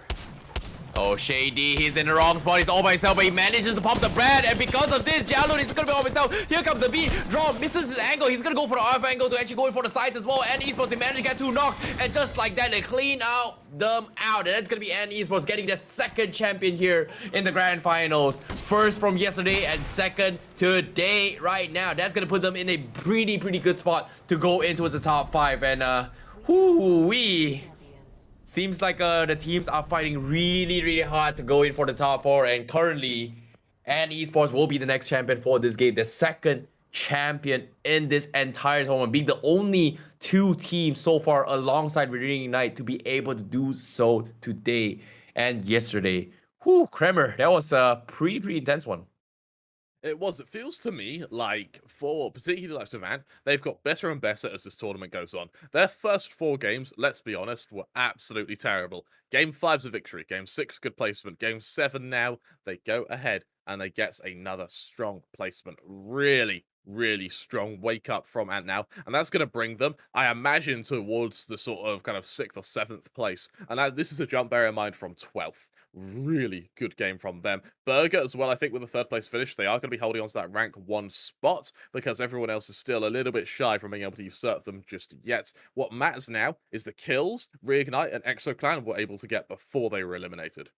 Yeah, I think like Burger is one of those few teams that arguably one of the most consistent teams, right? They've been top 5 finishes almost every single game. Only 1 game so far they didn't exactly make it in the top 3, which is yesterday's map 6, which is they finished at 8th place. Still a little bit of a points coming from them. So Burger is in a comfortable position. However, Reignite today's is not looking too good. First game, they bowed out 15. Just now, they were kind of in a very okay situation, but I'm not exactly sure how much KP they have. But of course, in case you guys are tuning in, these are going to be some of the highlights from game map 2. It's map 7. It's maps 8 itself. Remember. You're right, and let's be honest, there were a lot of highlights here. There was no particular play of the game. Actually, no, there was. That Valkyrie taking off and then being absolutely murked by one magazine from now 301. I think we're going to see it here from Joker. Look at that. Good God. Yeah, actually beaming on the Valkyrie completely denied them any retreat formations as well coming from them. So it's just very annoying to work with. But I feel like one of the biggest bamboozle in this game was that the circle, no one kind of knew what they need to do, right? Like survey beacons are very lacking in storm points, so getting those informations was very difficult. Whether or not do they want to stay in the Prowler's Nest or do they want to get out. And teams, like I think Northside Esports was able to take advantage of the red spot down south, but the problem is, as soon as they bulk out, they have to ape on someone, and the place that they dropped in was in the crosshairs of both Esports as well as Dewa Esports. So that's just a little bit of a downside for them. And eventually we came down to the stage where it came down to the final 3, which is going to be Esports, Burger Esports, as well as, I think, Dewa United? Yeah, in front of the... no, sorry, it was SNG in the final moment. So this were the final 3 teams. It came down to 2v2, and Esports just had the better decision-making in that degree. I'm very surprised that Burger were able to survive for so long, considering they had no shields and no meds. Like, without anything. I think the final member of Burger made it from, I think, top 6 to top 3, which is really impressive when you consider how small the zones actually are. Yeah, it was just so difficult to actually actually play that circle as well. I like how Vilsi was trying to actually go in for the rat all the way through, and he was able to try his way through. Vilsi, he tried his best to get a couple KPs here and there, but there was only so much you can do.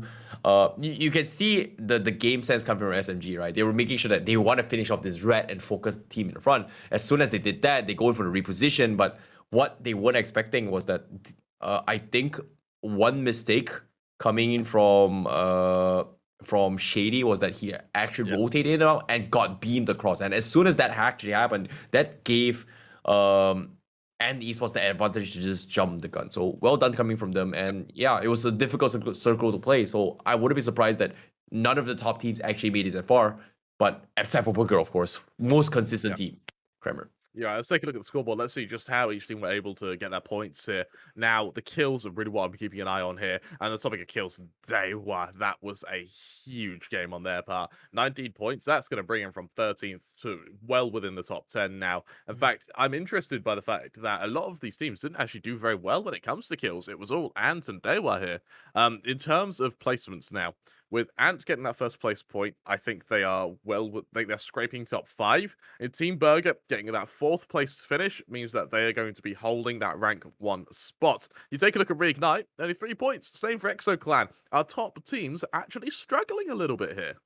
Yeah, it seems like this is going to be anyone's game by the end of today, as the gap is slowly closing very, very shortly here. We're down towards the final 4 maps coming in, and they need to score some points eventually. And currently, it's just so difficult because everyone in the middle pack has got a wake-up call from yesterday's game, and today they're popping off really, really big. A game from Ant, a game from ATH. It seems like the A team are back in action and looking for to contest the top 4 position. And I don't know. It's so difficult to decide who's going to be number 1.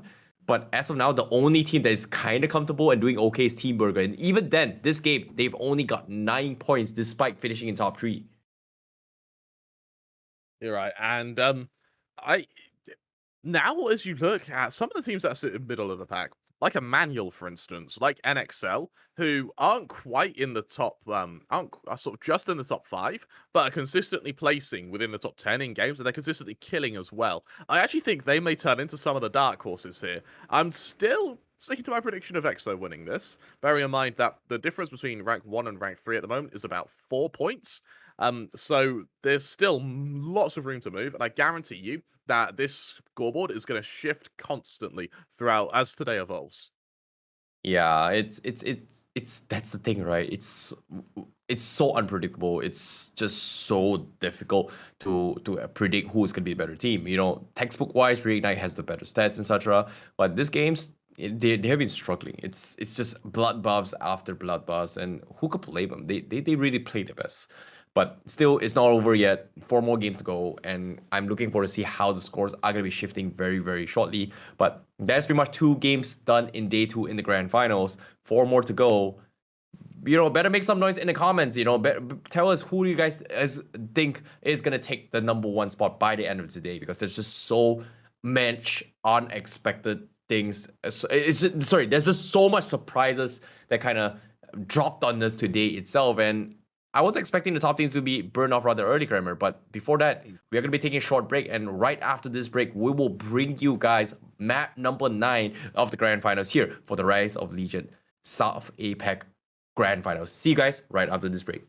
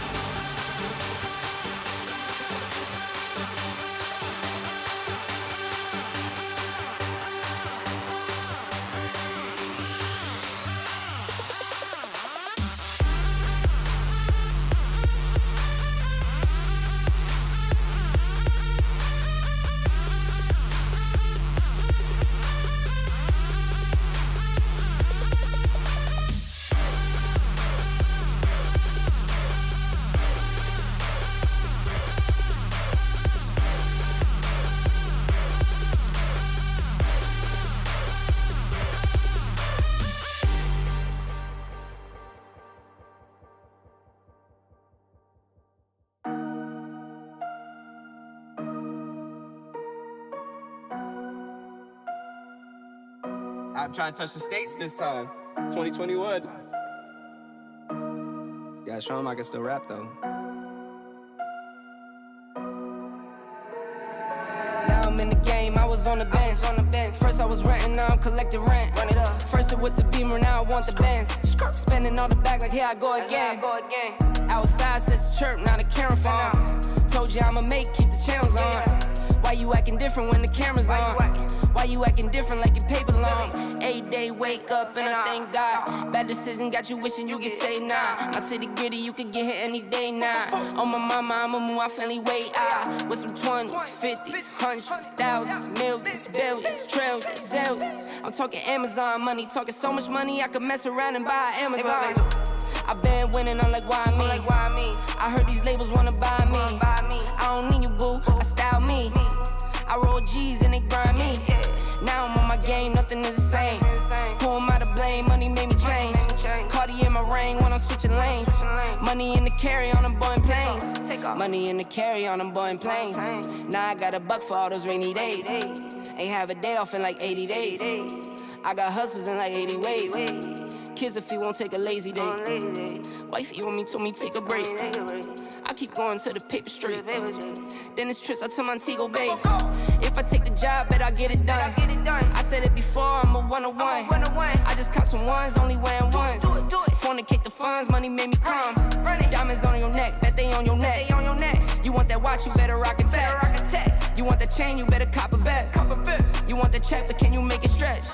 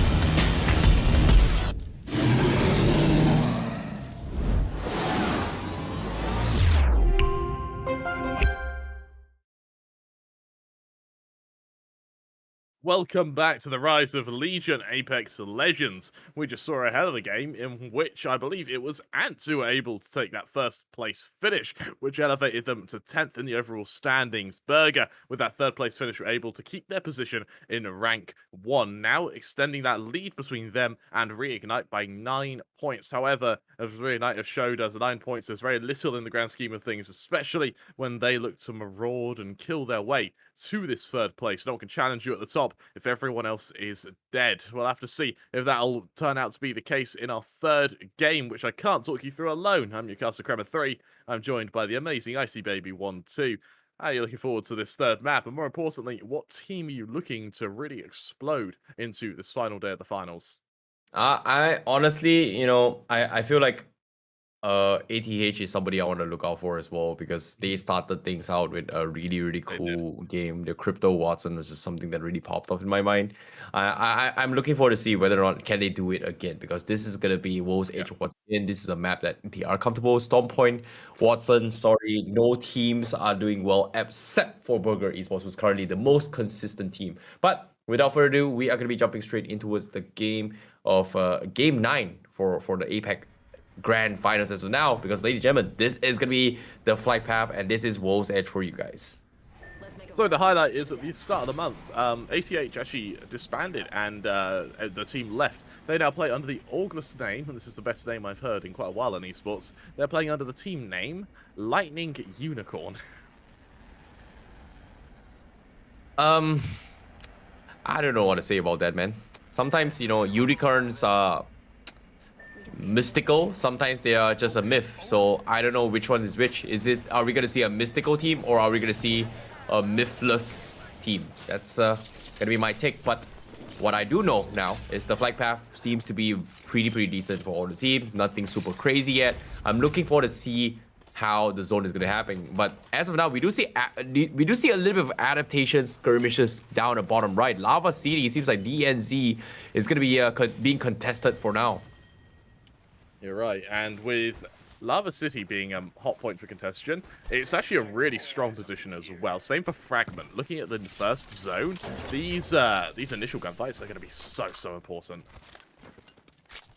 Yeah, and Fragment West and Fragment East is the loots are pretty saturated, but it's decent enough to get you through the next few skirmishes. But if they get lucky, they get like the 2x, they get their 3x, etc. But if they're not lucky, they are going to be very lacking in terms of loots itself. So I feel like we haven't seen enough Fragment West versus Fragment East, considering that they don't really dodge each other. But if they do not have enough loots, they might contest a marketplace where the crafting station is going to be there for batteries or maybe even a potential wingman. So that's going to be the play to make. But I feel like if this circle shifts to Epicenter, being on top of Epicenter is going to be one of the best places to be in if you are going for those kind of long-range skirmishes.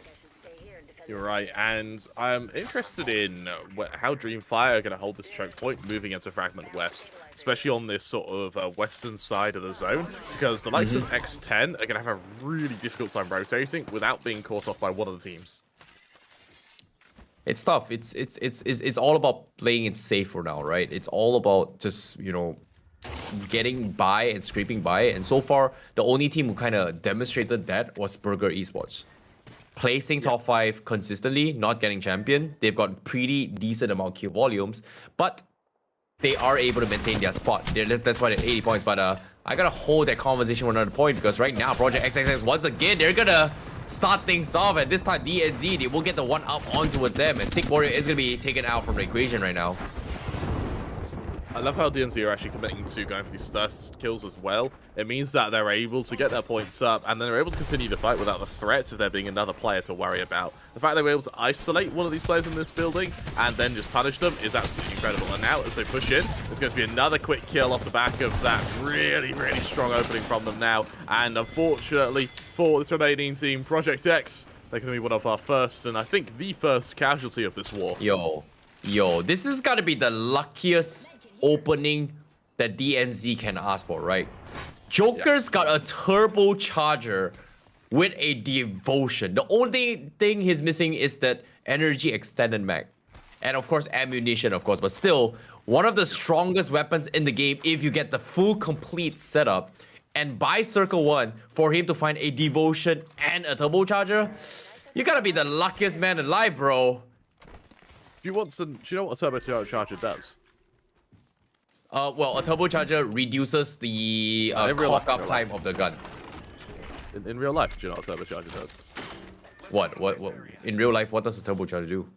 It increases the air pressure inside the engine, and that causes it to run faster. It gives you a higher RPM. So actually, the fact it works on the Devotion is pretty cool, because that clearly means it's probably, at least from what I've seen, either increasing the heat inside the chamber, which allows it to cycle faster, or it increases the pressure inside the chamber, causing it to cycle faster. So, cool naming on Apex's part there. I do like that. Well done, EA.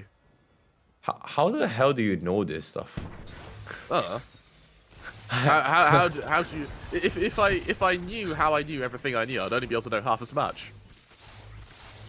Fair enough. Sometimes I wonder I don't know, you're built different, man. You just know shit. And I'm like, how do you know things about like the turbocharger in the car? Are you like a car fan or something like that? Yeah, I like cars. Cars are fun. All right. I don't like fast cars though. I like really bad cars that are like just they're called sleepers, which are really bad cars with very cool engines. So you have these like little Ford KAs which can take over a Lamborghini or something like that. How about this? Really If you weren't a caster full time right now, would you be a mechanic? No, I'd probably actually maybe. Okay. Okay. Either that, or I've probably blown my hands off trying to do something funny with fireworks. Like, Oh yeah, you do have your wild experiments on your backyard. Yeah, you did talk about that as well. it's all for science. I see. It's all for science. Yeah. So instead of a mechanic, you would be a scientist then. I would love to work in pyrotechnics. That would be amazing. You know what, like stages where all the fireworks go off? I'd love to be the guy who arranges that. How about you being the next gen engineer for the Legion laptop? How's that? I would love. I don't think I'm smart enough to do that, to be honest. Those guys are really fucking clever. All right, fair enough. But it seems like there are going to be skirmishes down towards the tunnels as well. Vault Tunnel is going to be out for grabs as well. Gazer, the north section as well. We are going to be seeing a little bit of gatekeep between Haiwa and Gaming. Not exactly sure what's happening here because we do see a little bit more gatekeep for the guys at the bottom of the pack. Seems like there is going to be Emmanuel that is going to be gatekeep for now. Emmanuel, they've got another exit strategy, but do they want to farm those KPs? Because as of now, I don't think they realize who these guys are. We've got a Bojack and Warlord right now. How does he aim? How does he aim with his fist in his face? But he's actually able to land the shot anyway. And I actually really like the bows, I see. I think they underestimated the amount of damage that can be done from them. On the topic of pushing, though, Haiwan needs to be very careful. One of our few Indian teams actually left now, and they're being swarmed instantly. The gift goes down, and they just collapse. The Bloodhound also removed. Haiwan, they get wiped. That's gotta be the fastest cleanup for today. I did not expect that at all. However, as soon as I say that, we do see Revenant taking a jab onto his EXO Clan as well. They do manage to get a knock in. So that means that is gonna be EXO Clan having one man down potentially. But Revenant, are they gonna get the Thirst? Yes, they are. That's gonna be a free KP in the hands of Revenant Esports as they look to Thirst a little bit more. But it seems like the circle on top of the main map is not gonna be heading towards the epicenter. Instead, gonna be shoved down towards Fragment as well. So we are gonna be expecting that urban warfare coming soon, very, very soon. Like I said as well, it is gonna be a battle between Caustics as well as the Watson games. And I don't know, are we gonna see a lot of Caustic zoning? It might happen. It might be happening as well. But before that happens, we are going to be seeing so much sniping happening for now. This high ground from Revenant as well is going to be really, really vital. They are taking a few pot shots, but luckily, thanks to having the high ground, outmaneuvering, getting into cover is going to be very easy. However, they're not alone. Another team dropping to the top of this mountain now. And you look at this zone, all of these teams have coalesced to the sort of southeastern point of this map. Especially now that we know where the second zone is going to be. Yeah, this is going to be a tough one as well. Everyone is going to be making into the urban warfare. We do see Dewa United already in the middle of it all. Bottom side, Revenant Esports is going to be lurking around the outskirts. We do see North side Esports as well going to be in a... their own little fight down towards the outside of the tunnels of Gazer. So that spot is going to be a little bit of a rough spot as well, considering that DreamFire, they're forcing the repick as well. They've got the gold back. They managed to stick through. Pity's going to be able to get out of it despite the GB out. But as soon as I say that, you can see all these types across the map. And they have to look for those red spots. And it seems like they are going to be okay for now, especially for DreamFire. But they have to play this safe. They don't have a lot of utilities for now. I'm actually surprised, considering the lack of utility they have. I'm very surprised they're still fighting. And it looks like DreamFire aren't going to be kind of scared or challenged by anyone who wants to take an engagement with them. I also like how they're camping this respawn beacon to make sure any of these teams in a 4v5 have no chance to get back into this game. Yeah, that's going to be the situation for them as well. But I feel like it's more like they need to figure out what's the next game plan, right? They can't take long-range fights. They can't really take near-range fights as well. They don't have the utilities to actually contest. Their armors are pretty bad. X10, however, on the other hand, they've got 2 gold armor, so that's going to give them a little bit more value when it comes to efficiency of using those mats. And that's going to put them in a pretty okay spot for now. But the spear looks like I said, the low bar heirloom. Yeah. That's I don't know. You hate it, but I think it's pretty cool. No, it's not cool, I see. The second you stab someone, they're going to go, huh, and they're going to move a little bit, because you do move when you get stabbed, and that's going to break. It's a stick with a pointy end. That's going to break. What if it's made of vibranium? That won't matter, because it will break at the base. It will break where the metal connects to the wood. Because you've made it so thin that it will just snap. What if it's the entire thing is made of wooden vibranium, man? Wooden vibranium isn't a thing. I don't know. It's Also, just, if it was made of wooden metal, surely it would be really heavy. And then you're better off using it as a club instead. Maybe. But what I do see right now is that they're getting third party. That's what I know right now. Northside Esports gonna go for a couple shots here and there. Not connecting the dot for Saiyajin, unfortunately to say. It's a little bit tough. I think Longbow would be really nice instead of Sentinel, but at the same time, you gotta make do with whatever you have, man. Look at this. Northside Esports, they don't have armors, but you can see on the bottom left of the HUD as well, Emilia and Nuku just dropping the armors because they heard the crypto drone. They want to save up those shield cells, and I'm not surprised. Emilia's only got 4 shield cells. They don't want to get EMP. They really don't want that. That's just... Yeah. That's just sad. That's just sad. I want to highlight, EXO have already lost a player as well. It's very uncharacteristic for this team to struggle so much in our early game. And now with this charge rifle, how do they actually get out? They're going to be able to respawn Dexter, but look at the damage that's going to be coming from the mountaintops. The high ground they don't have is going to be so difficult to both hold and more importantly heal through now that they're stuck in this zone.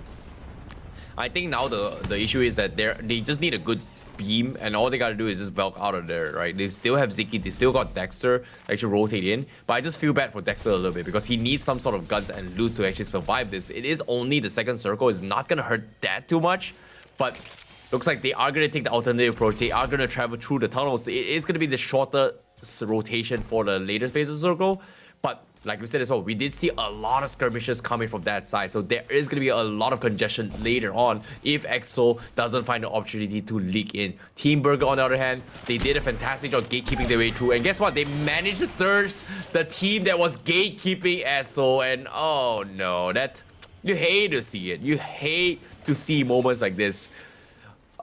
Feels bad.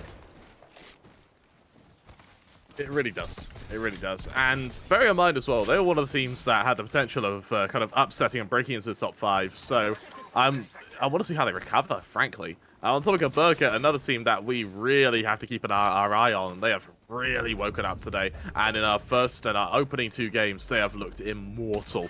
What do they now do? Pressed up against the zone. They're looking to maybe even challenge EXO Clan here. Yeah. And speaking of the fight as well, I just feel bad for Dexter, man. It seems like he's just not having a good time. His teams as well is gonna be out of loots, and it seems like EXO, they have no choice but to force the fight, wrap it out, or just die miserably to the zone, because I don't think they have loots right now. Look at this, they're not even healing up. They don't have the loots, and it looks like they are gonna force the issue of DNZ. They are gonna capitalize on EXO. Ziki is gonna be taken out, and just like that, Kilo Pops as well, down to his last health. He's gonna drop a last minute hoo-ha nade and bye-bye. He's out of the equation. That is gonna be EXO Clan eliminated to the zone in 70 plays. KP in the hands of DNZ. Feels bad for them. You play a lot of Apex, don't you, I see? Like a lot. So I hope you know this. When you shoot when you shoot with a turbocharger, does your gun go like that? It charges up. It's more like without the turbocharger, it's like it just you know. But with the turbocharger, it's like instant. So there's no like special sound it makes. Not really.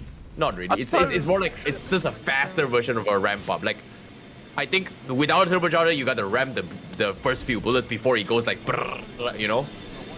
But with the turbocharger, you don't really need to ramp up too much before it goes like brrr, you know. Yeah. I don't know if that explanation makes sense, but yeah. No, it does. So, Gibby shield goes down, so DNZ can heal up here. They've had to jump for quite a hot drop, actually. Luckily, they don't have to worry about the next zone, but they do not have a very strong position to be in. Yeah, it's DNC. They just got out of the sticky situation. They came out of zone. They're going to be A-okay for now. They've got a pretty decent amount of loots. But what I want to see right now is the rest of the teams and where they all are. Because currently, there's just a lot of chaos happening, but not a lot of action. But as soon as I say that, the east side, SNG, they are going to force the fight against DVZ. And that is going to be them thirsting on one player. They're looking to finish him off. They've got a caustic gas. They got the DG on top of it all. That Val is going to get completely BM. DNZ will be eliminated. And SNG doing a fantastic job. But while this is happening, we will see crossfires across the map from long range to actually thirst their way through. Shady is going to be left on the loop for now. They don't exactly have the GB dome, so they are going to be able to get a little bit of reset, but they don't have a lot of time. 1 minute 20 seconds left before this next faded zone, and it is going to be forcing everyone out in the open. Meanwhile, west side, Revenant, they will get a couple kills, and that's going to be Team Golden out. Team Burger also out. This is going to be first time Team Burger out in 14th place out of all the matches they played. That's a really bad placement.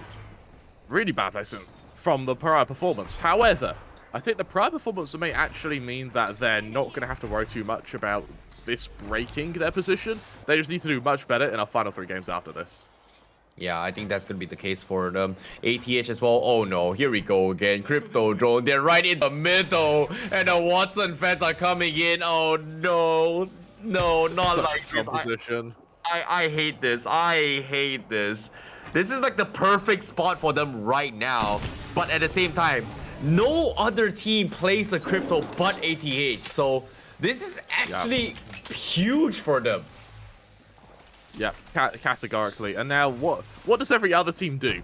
You've got to push either into the Watson web. They don't push them. Yeah, or you just don't push, and then you have to try and deal with the zone and the harassment fire you're going to take. They are trapped here. This is a very uncomfortable position to be in, but it's in the zone, and it will be in the zone after this as well. Well, let's hope they actually make good use of it for now. But as you can see from the top side perspective, you can see a lot of teams starting to edge away. Dewa United Sports, they've got a little bit of a space for them. Emmanuel on the east side as well, they've got a little bit of space. X10 on the top side.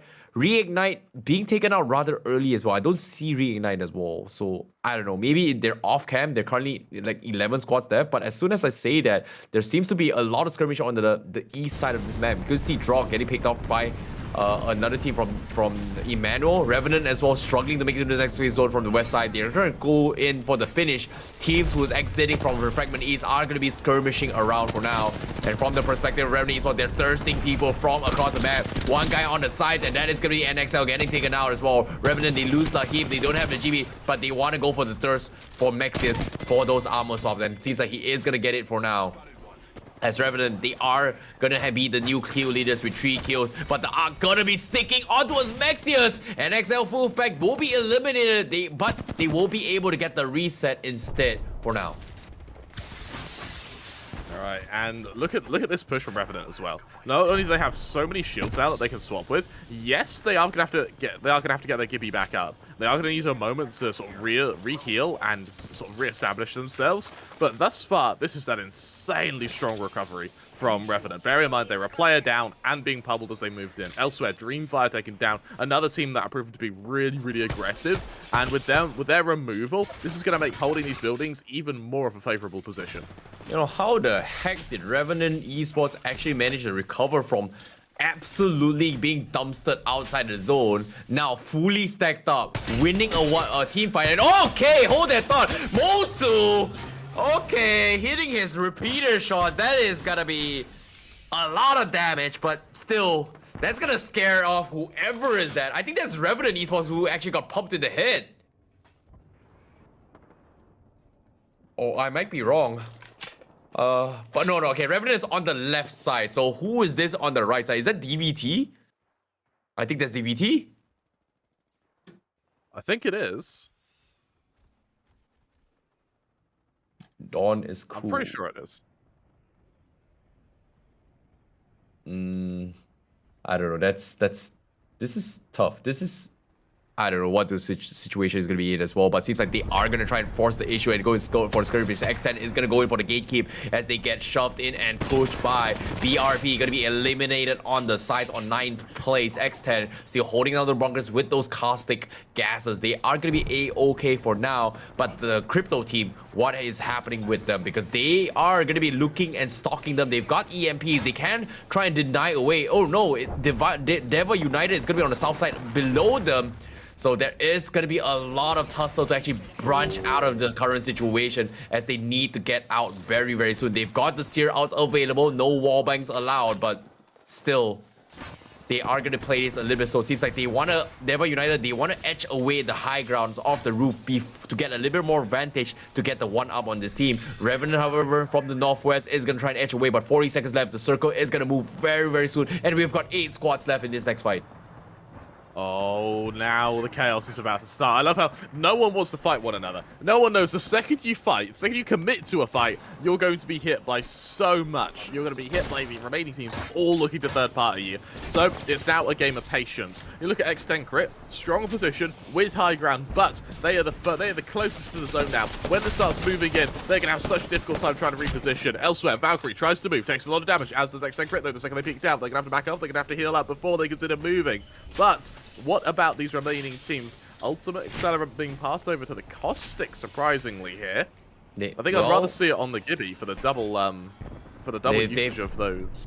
They've got to make a move now because the circle is closing in. You can see UAs are being popped from the side of X10. SNG was from the east side. They are going to try and make a run for it for now, but the offside esports, they need to make a run break for it soon. The circle is, they are going to have a slow end, but eventually they are going to get boxed in very, very soon. GB outs are being laden on them as well. Revenant Esports also going to be third party. They've got the high ground from the northeast. They're trying to stop them from exiting as well. They are landing off GB nades as well. And Revenant Esports, what a recovery. They've got prime time. They've got a Kraber. They're looking for a shot. Does he hit it? No, he does not. SNG is going to be pummeled through in the open. They're zoning out with caustic gas. They're inching away with this high ground. They're taking advantage of all this chaos. Revenant Esports just popping off. But well, the rest of the teams are succumbing to this zone fight. They're all clustering out. What am I looking? There's so many people. They're dropping the nades. Looks like they won't join the fight themselves. And Revenant, they will clean them all out. And Esports is gone. Revenant is going to survive. They got a decent spot. And we're down towards the final 4 team. And this time, they are going to be flanked in from the side. They will see Esports on the top of the roof. They're waiting for the right moment to strike. But Saiyajin God is getting knocked off. They're using this knockdown shoot as cover. But the nades, the suppressive fire from Revenant Esports are coming in. Oh my goodness, the chaos is happening. Dewa United going for the turbocharger. Finally, Easy Flash with the turbocharger comes in, cleans them all out. 3v1 situation. Revenant still survive. 3v2 on top of it all. And that's going to be Dewa United Esports bringing the big W with the Devotion turbocharger. What a game from Dewa. And what a way to third-party Revenant, who the decision-making, the smart, the intelligence from both teams there is just incredible. For Dewa as well, calculating when to come in for that third party. Bear in mind, they hid under that house like a tabby cat for a good 2 or 3 zones there. When they finally committed to the fight, they timed it to perfection. Same to be said for a Revenant who was able to clean up that Anton X10 fight to be able to pick up the remaining 3 kills as well. Really, really strong play from Revenant. And I think the kill point is actually going to make up for the fact that they weren't quite able to get that first place. Yeah, at the same time, I don't know. There was just so much chaos coming in. I knew that the turbocharger with the devotion is going to be a very, very big factor. But how big? Big enough to win your final team fight. That's pretty much Dewa United's esports right now, and they got the big W on this play. But really, I'm not gonna lie, Revenant Esports really shocked me because from absolutely down by a member, out in the zone, out of the strangers, getting picked off left, right, front, and center, from fully stacked loot from Fragment West coming in with a Kraber, getting a full team and wipe. I don't know. That's a pretty big achievement, man. Not an easy thing Yeah. to do. No, it really was. And on top of it not being an easy thing to do, I can't help but take a look at some of these highlights because let's be honest, that final zone with 8 teams all hiding, cowering, not wanting to force a fight with one another was about as intense as it really gets. Yeah, DNZ, I think, was one of the few teams that actually gave away the turbocharger. They had the one up early on, and I'm not gonna lie, that's pretty tough, considering that the Caustic was able to get that early on, and because of that, he was just giving it value for the devotion to anybody else who picks up their body, right? But from the west side, Revenant Esports, they were able to get some decent loots, and from Fragment West, from here, they were able to get the Thirst here and there. They're getting a lot of KPs and surviving all this confusion, all this commotion, and being one of the playmakers later on was just so annoying. But eventually, there was just too much for them to get handled, right? They've relied a little bit too much with those lucky stars, and even this Kraber shot, it looks like a perfect lineup, but you gotta blame your teammate, man. Bell there was just blocking him with the Kraber shots. If not, he could have just lined it up for collateral right from the get-go. But still, a pretty good run. They managed to clean out a lot of kills, but eventually, the ones that completely destroyed it was none other than Dewa United Esports, right in this perspective. 3x devotion with turbocharger and a PK. What more can you ask? The dream, man. The dream.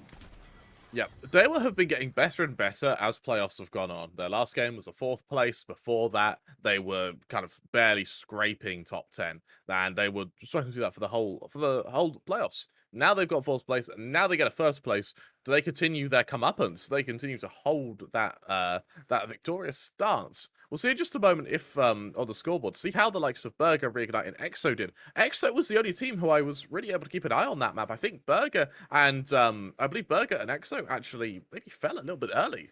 Yeah, I think Burger actually bow out on 13 place in that particular map as well, and it was one of the first bad games. Like, the only bad game was yesterday's game, which is map number 6, where they actually bowed out on 8 plays. Aside from that, they've had an amazing game throughout the entire few journeys. They've been maintaining the number 1 spot, and now currently with them getting taken out, they are going to be at risk of holding on to the title. But before that, let's take a look at the official scoreboards for match number 9. For Revenant, this may be a perfect time actually to potentially make a catch-up. You look how badly Burger did, only 2 points. They actually now only hold that 1st place's position by those 2 points. Potentially, I know by 1 point even. Revenant have made a huge jump here, and now this 1st place is up in the air. It's coming so close. I'm so happy that we don't have a an obvious winner here. Yeah, it's just neck and neck. It's so very close in this kind of situations, right? I think it all comes down towards the final 3 matches, and that's where things get a little bit spicy. Reignite, they power 14 plays, 1 point for them. Team Burger 13 plays with 2 points. ATH 11 plays with 3 points. SNG starting to get a little bit more of a strong showing from yesterday's games. They are gonna creep by a little bit more points now, but I don't know. Final 3 match, they've got to go for the sprint very soon. Emmanuel on 3rd place, 12 points. That's pretty okay as well. It is going to shoot them up a little bit higher in the ranks, but like I said, everybody's eyeing for the top 4 positions. But being number 1 is where everyone wants to be. And Burger Esports, they were holding a title for a very short period of time. Being consistent is their signature, but this game really put a big dent into their plans right now. Yeah, it really did. And now there's what's the follow-up? Yeah, what's the recovery? And more importantly, for the likes of Revenant, for the likes of Dewa, how do they repeat this? Because for me, Dewa, even though they had a great position to hold, they had to hold that position for so long, and they were just lucky no one actually stumbled into them. Dewa is in a situation where they finally made it back into the top 5 position, right? So Yeah. in terms of comfortability, they are okay. They still have the passports to actually take the flight to victory, right? They've got 3 more matches to go. So technically, they need 2 more good games, and they might be champion, or 2 champions or 1 champion. They are going to be in the contestant to get number 1. Burger, they need to keep up with the consistency. Revenant with this champion is going to give them, with this top 2 finish is going to give them a little bit more space. Yeah. But if they are able to get 1 more champion or 2 more champion, we might be looking at Revenant being champion for sure. But that's the thing. This final 3 is going to be the decider match. But before that, for these guys watching at home, I know you guys want to see more matches. But before that, we are going to be taking a very, very short break before we jump into map number time for the Rise of Legion South APAC Grand Finals. My name is ICBaby12. He's Kramer. We'll see you guys right after this break.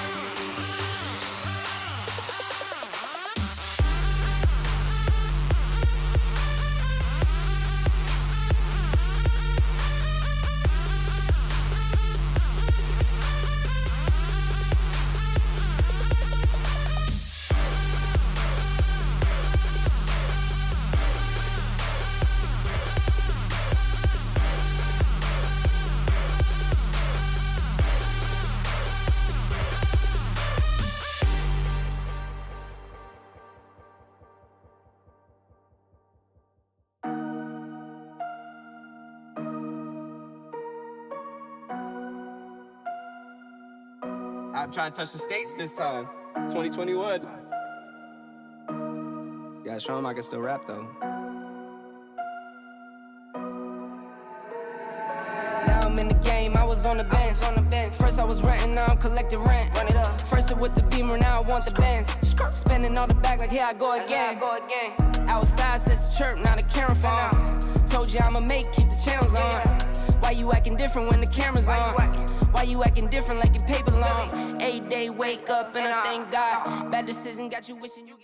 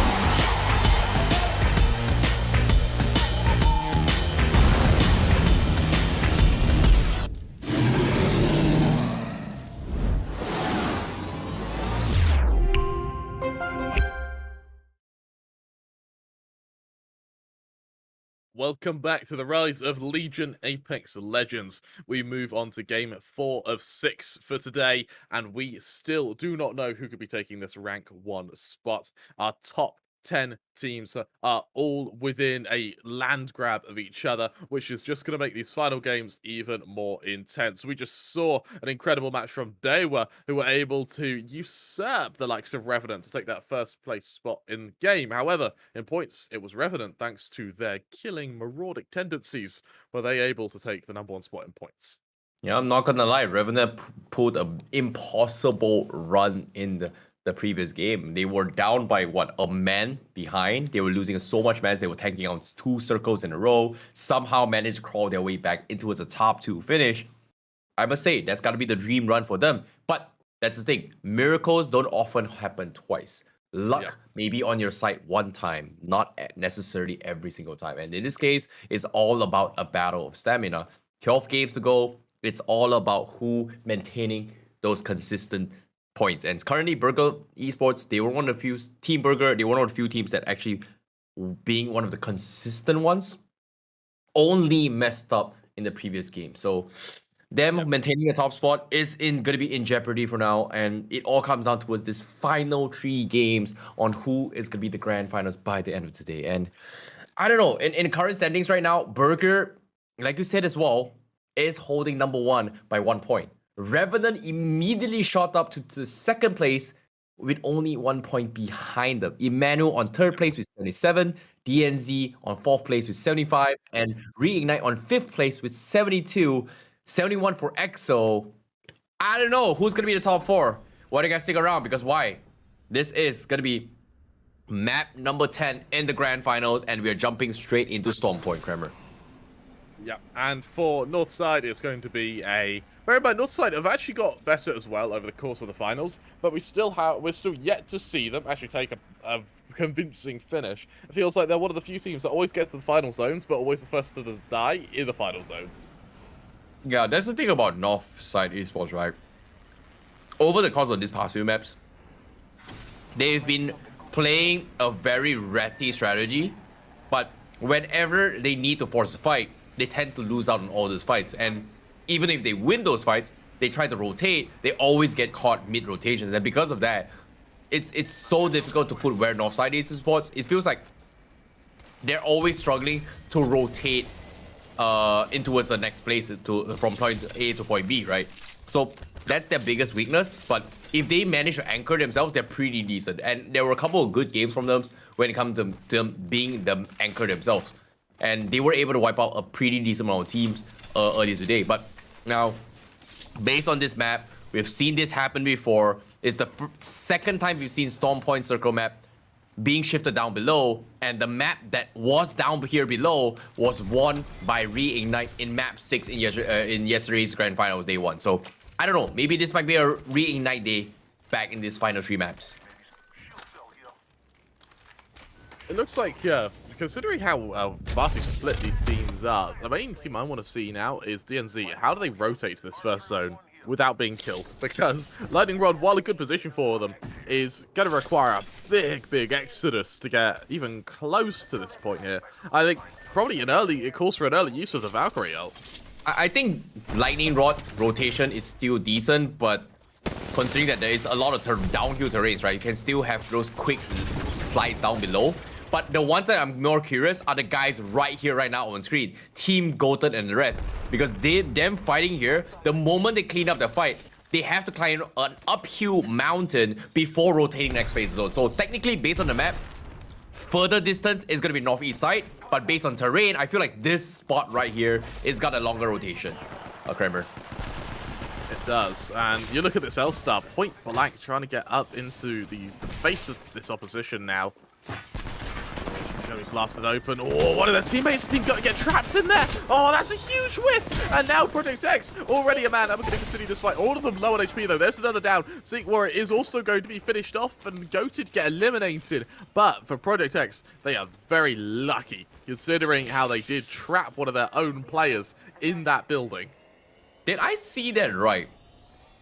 Did Ravi get a melee of his heirloom, and that heirloom had one of the most unique animation on that melee punch? Because if I'm not mistaken, I don't think the caustic hammer pokes you from the back of the hammer. That's gotta be one of the rarest animation ever.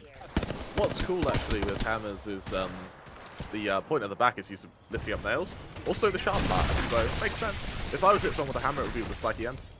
Huh. I've never seen that before, but hold that thought for now, because ATH, they are in a fight right now, and they are going to be completely dumpstering whoever is that's going to be contesting them. They went in for the flank, they got the knock, now looking for the finish, and they wipe Bomber Boys immediately. Cute losing Indian teams. they all get screwed at the start. I would love to see like the playstyle change, so we see a little bit more pressure on being able to potentially just have less loot from your starting zone, but you're safer. No, that's the thing, right? If they're out in the running, the best thing to do is just grief other people. And look at this, Revenant, they're griefing another team. And they're gonna get a catch on to them right now as they get forced off. Revenant Esports looking to grief on towards the members coming from Emmanuel. They got one knock so far. It is gonna be a 3v2. Revenant Esports looking for the finish, and here comes the devotion. Turbocharger! Oh no, you don't win that. And then it's gonna be ATH wiped out. You can't win against a devotion turbocharger. The dream for Belkun again. Can I now add a can I try and edit Apex here? Like, if I was a dev, I was to add something, I'd add 2 things, I see. I would add a new gun, but it's like a rotary instead of a standard gun. And so it shoots faster, but if you use it too much and if you overshoot it, it will just explode. You'll break the gun. Alright?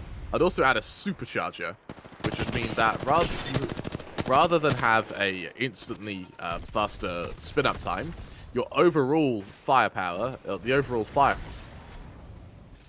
it takes longer. I think technically the closest one to what you're trying to describe would be the Rampage being charged up with a Termite. So I don't know if that makes sense.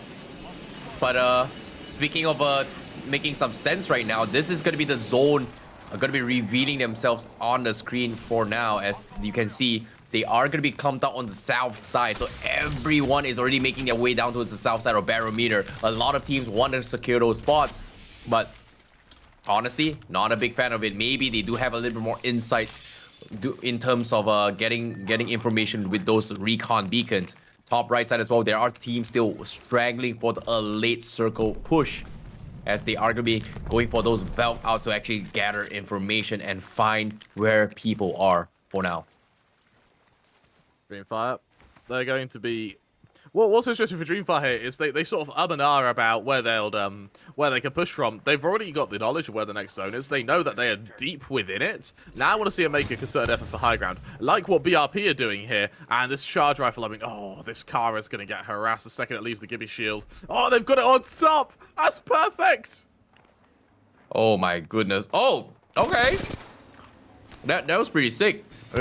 Them able to rotate in like that, and because of that, they're gonna be A-okay. They are able to escape this on top of it all. So that's gonna be a little bit of a big win for them. But as soon as I say that, they're still not in the clear, because that's gonna be Reignite going to them as well as they get the finish. Northside Esports will be eliminated in the hands of Reignite, and that's gonna be a sad day for them. Meanwhile, BRB, they do scout out all these gunshots from the other side of the map, and they're looking to go for the punish, but here he comes, Valve out away.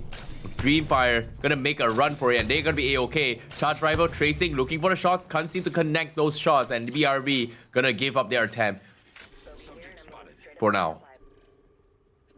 Look at them drop now. They're going to be dropping right onto EXO. This is going to be such a dangerous point to drop. DreamFire and EXO. I feel like we've seen this duel about 4 times over, but it's going to happen again. This time, elsewhere, NXL, they get moved away. They get eliminated. Revenant back off, healing as best they can. DreamFire actually maybe want to escape. You see them sort of stacking up by the car here, potentially making a run for it. I love the position of this car. Newcastle Shield is going to avoid the majority of the barrage that lands onto them. And now they heal up. Now do they move back into this? Now do they force a fight? EXO, low HP, Dexter on the cusp of death here. He's trying to run as best he can. DreamFire potentially going to be hot in pursuit. I think they fixed the Newcastle shield as well. I think previous patch, if you hide behind the drone of the Q shield, and even though there's no shield behind you, you will not get hit by those nades. But because I think they fixed it, whoever got hit behind is still gonna get the damage as well. So I was a little bit surprised to see that they fixed that. So that's a little bit of integration being made by Respawn. So well done to the devs for now. But I want to see more of this Newcastle, and you talked about this as well. DreamFire gonna be bringing it to the table. Circle seems to be hitting into his Barometer a little bit more, so we are gonna be seeing some serious heavy fire on that vicinity very, very soon.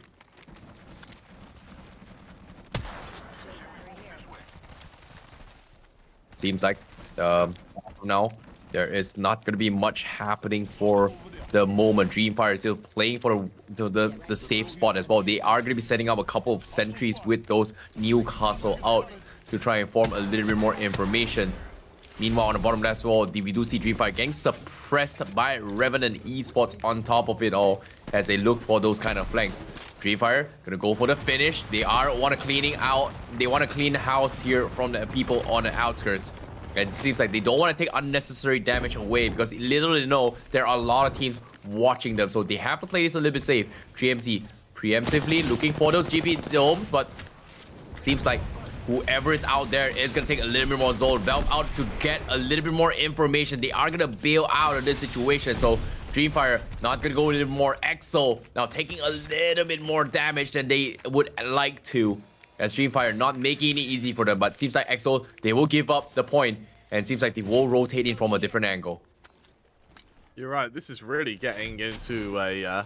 It's not quite a point of no return here for the likes of DreamFire, but they're currently trapped at the side of this zone. And usually that would be great. However, the issue is here, they don't have anywhere to loot. The only way they're going to be able to get stuff like extra shields is by killing. You see, EXO, they already make their extras. They realize actually this position isn't very good. It's so flat. There's no high ground to work with. And it means DreamFire, now they piece it together, they too look to rotate, but rotate into what? Well, that's gonna be tough. Meanwhile, EXO, as soon as they go in for the ape, they ape on Reignite, they take down Sharky. That's gonna be a 3v2. Reignite, they're trying to mess around, going for a run as well. They get the knock on the Jet Warden and EXO Clan. They're looking to clean them out. It's gonna be a 3v1, and that's gonna be Reignite getting completely flushed out. EXO, they didn't even have the utilities and health to fight this, and Reignite, they just got dropped by EXO just like that. Not what I was expecting at all.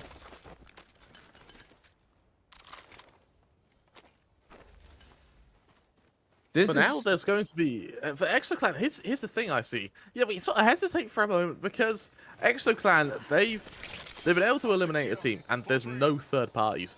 That means where is everyone else? There's 13 squads. That is a lot of teams for a zone that is about to get mighty small. And I can't help but think that if you're EXO, that's EXO Clan. I don't want to see him get too aggressive now. I don't want to see him get too cocky. I don't know, man. We're down to the final 3 map. Reignite being taken out rather early. It just puts them in a comfortable position to actually take the throne, right? Currently, when it comes to taking the throne, the top teams are in. It's going to be Emmanuel, Revenant, and Burger.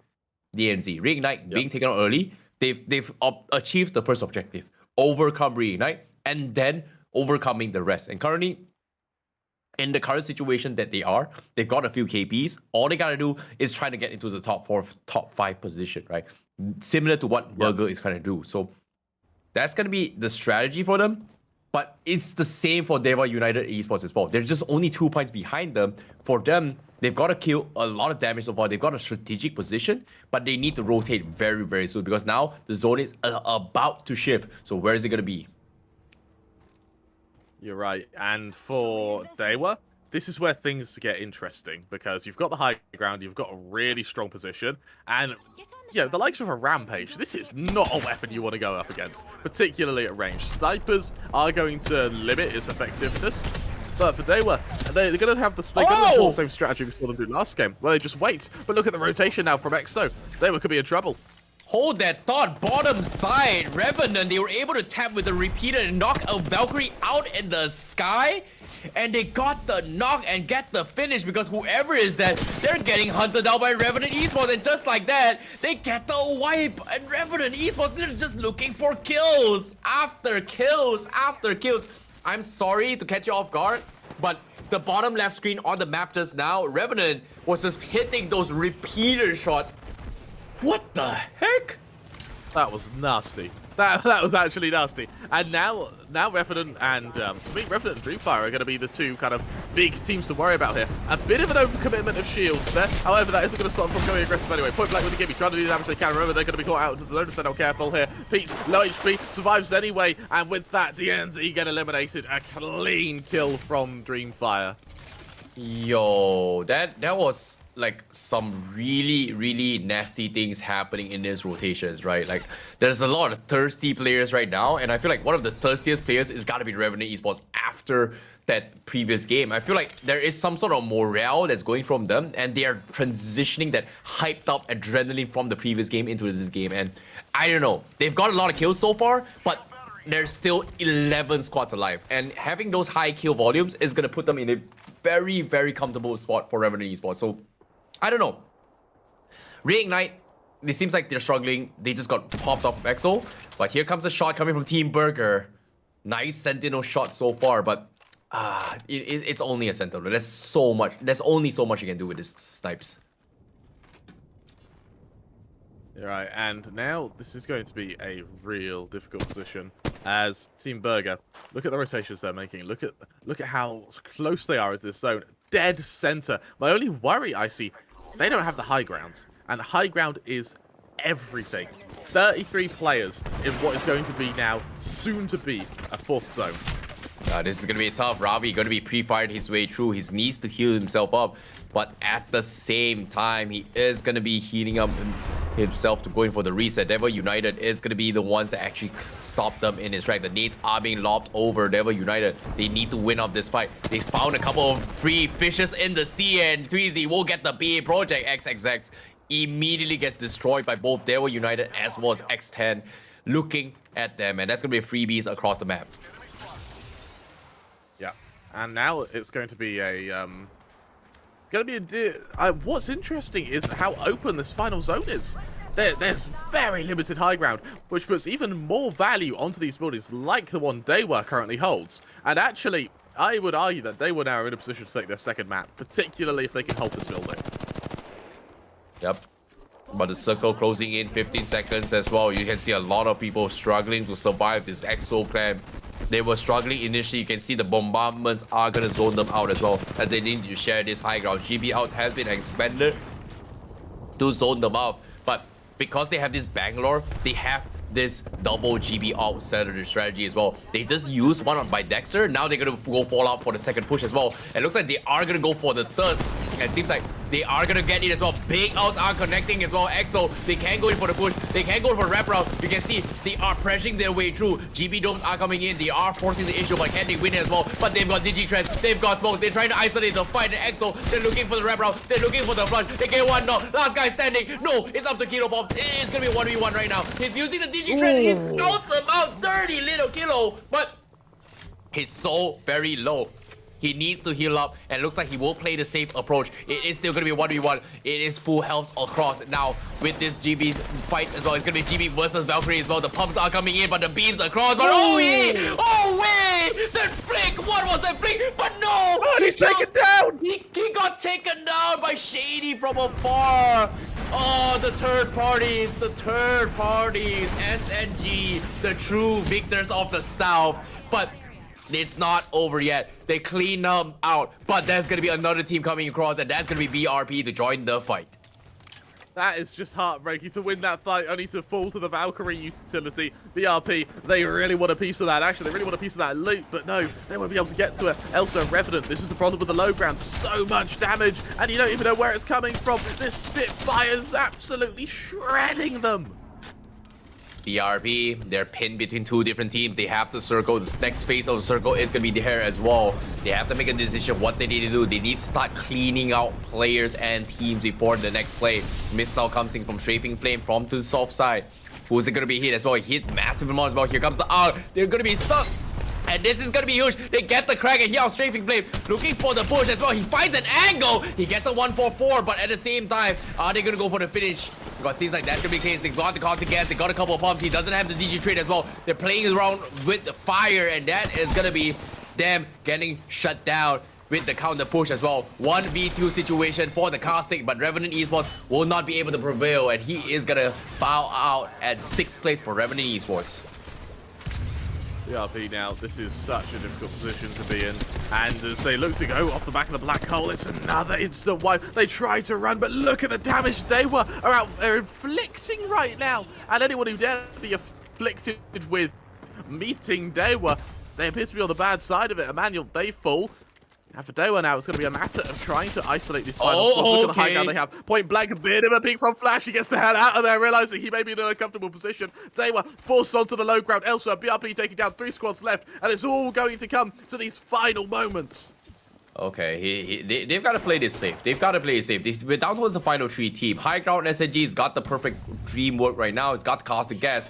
Dewa is going to be trapped. But the question remains, they've got to rotate from the zone. And SNG, they realize that there's another team that's unaccounted for. And that's going to be Emmanuel slowly sneaking by from the sides. As you can see, they are going to be going for the praise. Well, Jarrow gets a Graber shot on the draw. Instant pickup before it happens. But while this is happening, the other team from Dewa United is gonna come in and spook them off. You can see they're starting to be panicking as well. Draw gets re-knocked by Dewa United, but here comes the flush. Dewa United, they get swamped by them instead. The Greaves are coming in. SNG grieving on Dewa United in sport instead, and trying to go for the second place. They know it's over, but they want to finish them off. But at the same time, Bastien is making a run for it as well. He will survive, but where's the other team? Emmanuel going to disrupt SNG from going for the kills. Will they get picked off? That's gonna be the question. No. not Emmanuel, Team Burger, I'm sorry. Team Burger will be looking to get their first ever champion, and they are in a prime position to do so, Kramer. But if Burger take this first place position, it's going to be so hard to get them off this #1 spot. And I think every other team in the lobby knows it. I'm surprised we're not seeing them get focused here. Arcstar gets deployed. It lands a little bit short, though. They try to respond onto the Gibby at point blank, though they're able to shut it down. Donner's School is going to be falling. It's down to the rest of Team Burger to follow it up, though. Whoopsie has to back off, get that heal. And question is, where is the other squad? Where is the unknown? Where is the missing piece of the enigma? Because they know that a fight is due. 3 squads left, 6 players means that right now Burger are in such a strong position on the high ground. The Valkyrie takes so much damage despite taking to the skies here, and once they land, they too are going to be wiped. Dewa, their final player, he hides, he cowers, he hopes Burger don't find him. However, Burger have done just that. There's the push, point blank with the R99, switches to the flat line. That's all that's needed, and just like that, Burger, they take your rank 1 spots almost completely uncontested. Oh my goodness, Team Burger, they finally bounced back, being the one consistent team, their first champion so far in this entire grand finals in map number 10. 2 more maps to go, and they've got the pull, the lead, and Team Burger, whew, that was a pretty convincing one for them. And we did see a lot of struggles throughout every single team so far here, Kramer. Yeah, and it really is going to be concerning, particularly when you look at when you look at the teams behind them, like Reignite, like Revenant, like Emmanuel, who of all, let's be honest, had a pretty poor game, apart from Emmanuel, who has been able to start really giving some damage output. Yeah, Burger. I don't know what's going on with Burger, man. It seems like they found the secret sauce, the secret burger to actually make it all the way to the final time. That every single time they're just so consistent. The one game they messed up was the previous game, and this game they bounced back with a champion to equalize the points that they lost from the previous game. So I don't know what's going on with Burger. Like, how are they so good at finding these kind of opportunities? They're not the most flashiest team out there. They're not having like high kill volumes compared to like Reignite, right? Like Reignite, they've got like 11 kills so far. They've got like 12 kills here and there, double digits. The games that they won. But Burger is like super low key. I've got 6 kills here. I've got 3 kills. I've got 8 kills. I've got 7. Like they just played it super slow, and somehow they just come on top of it, and it's just crazy. No, it really is. And now as we get a now as we sort of look at these highlights, I think for me that shot was it from Revenant, who just sniped a player out the sky. That for me is definitely player of the game. Yeah, for sure. I think that's a moment that we will not be able to see in the highlights. I think it was captured in the map itself on the bottom left, but of course, based on how the adaptations has made from all these teams, right, was that this shot from Reignite, they were able to thus a couple of teams was rotating the cars, which was nice. But this moment, the moment that happened, EXO Clan was rotating away from a mess up against DreamFire, and they jumped on Reignite in this spot and came up on top. So that was just, I don't know how that was possible, but EXO Clan just pulled it off. That was crazy. Yep. Yeah, I'm really impressed by EXO Clan to just survive as long as they did. They didn't place very well in the end. They did end up getting wiped, but the fact they survived for as long as they did was enough for me, really. I also want to highlight Team Dewa, who once again had such a strong position for that 3rd and 4th zone, and it was only in the final little gunfights did we actually see them get taken down.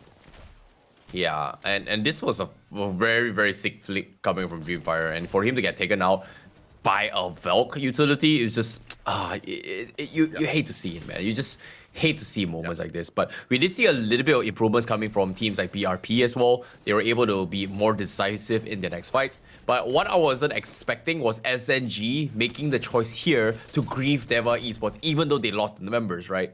I was expecting them to like maybe, play it safe. But the moment one of the members they got knocked, they made a very smart, quick decision by saying, you know what, there's no way we're winning this, let's go for top 2. And they went for the grief, and because of that, they were able to close up at top 2 because they forced Dewa United in an unfavorable position and eventually used the Valk out to stall for placement points. So I still think it's a big win for SNG, but Team Burger is gotta be the biggest winner of all. Their first champion, 6 kill points, 18 points. Yep, and that 18 points. Bear in mind, they're currently overall standings. They were in first place by 1 point. They had 82. Revenant behind them had 81. This little boost they get from winning this game. You look at Revenant, unfortunately, just 6 points short. That's going to extend Burger's lead at rank 1 to 7 points. And as that lead increases, bearing in mind we've only got 2 maps to go after this one. Yeah, 2 maps and to go. Period. the grind continues, man. The grind continues. Can they actually be in the running for the number 1 spot? Because right now, Reignite, they've got 4 points, but they're getting shoved down really, really low below. And before this match, they were only like 10 points away from Team Burger. Now they're about 20 to 30 points away from Burger if they want to take the number 1 spot, especially for Reignite. And for Reignite, the final 2 games is their proving grounds. They've got to have back-to-back champions if they want to snatch it away from Burger for the number 1 spot. SNG now in a okay position to actually get a little bit more points, but they're still very, very far away compared to Reignite. I think Dewa United Esports is pretty okay in terms of getting a little bit more points, but I don't know. It feels like they're still fighting for the number 3, number 4 spot. And it can be anyone's game, man. It can be anyone's game. Yeah, so the I want to highlight is that the likes of Reignite, now the likes of EXO as well, they now need to have 2 monumental 30-point games if they want to come close to getting into that first place. Yep. And I tell you what, Team Burger, I just don't think they're going to allow it. Yeah, it's going to be very, very difficult to do so as well. Revenant manages to maintain their lead, keeping up with Burger, still tying for number 2 right now. So if Revenant has a pretty okay game in this final 2 game, they will be able to secure their top 2 finish, maybe even more, considering that they are about 3 to 4 points ahead from Emmanuel. But like I said, it's a little bit too comfortable of a position to be in because, anything can happen. One really, really good high kill volume, 20 kill bomb game can completely change the tide of the points itself. So I'm looking forward to see it. But before that, we are going to be taking a short break. And right after this break, we will be back with the final 2 maps in the Grand Finals for you guys at home to watch. This is the Rise of Legends South APAC Grand Finals. My name is ICP12, and he is Kramer. We'll see you guys right after this break.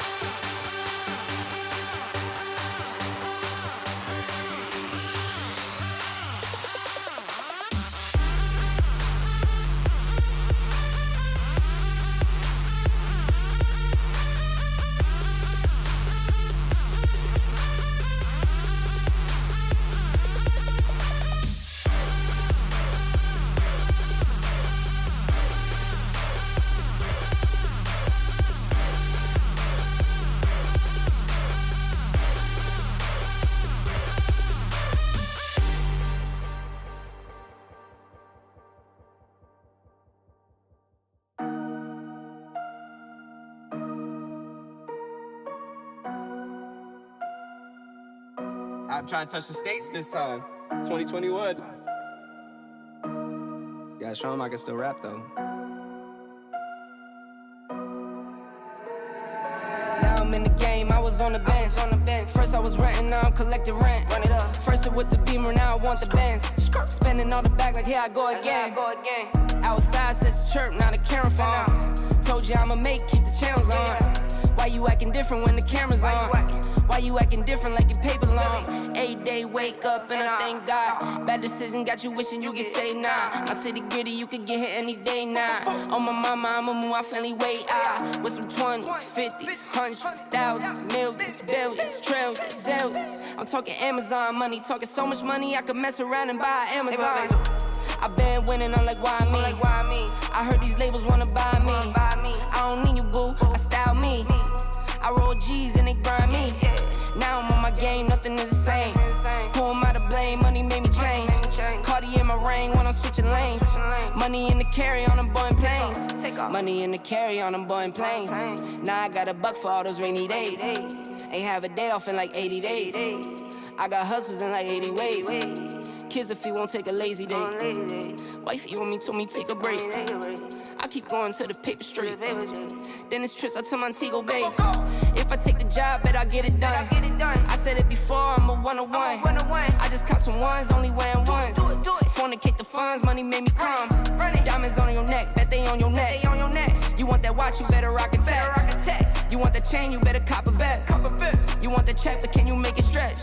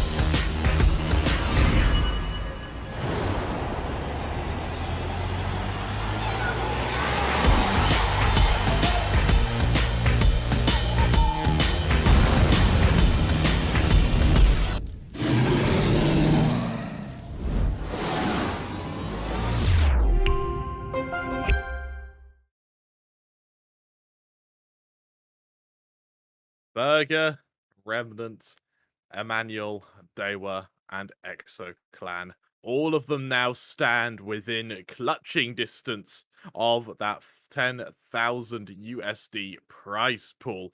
And of course, with Burger topping the leaderboards currently with 100 points, only 7 points ahead of Remnant, who is only a mere 9 points ahead of Emmanuel. Our top 3 and even top 5 are contested to the point now where these final 2 games are crucial to both the longevity in this tournament and how much cash you're going to be walking away with. Of course, I'm your Castle Crammer 3. I'm joined by the amazing IC Baby, and together we'll be talking you through the Rise of Legion Apex Legends.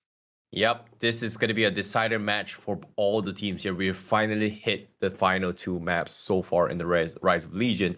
And on top of it all, it's going to be anyone's game. But we are starting to see a little bit of a clear indicator who is going to be the potential ones to take the #1 spot. And that, like you said as well, is going to be either Burger, Revenant, and Emmanuel. However, the guys below the top 5 as well, Reignite, SNG, BRP, they are still going to be in the running, but they've got to pull in for like a 30 points gap in this next 2 matches to take it away from Burger. So it's going to be very, very difficult to do so.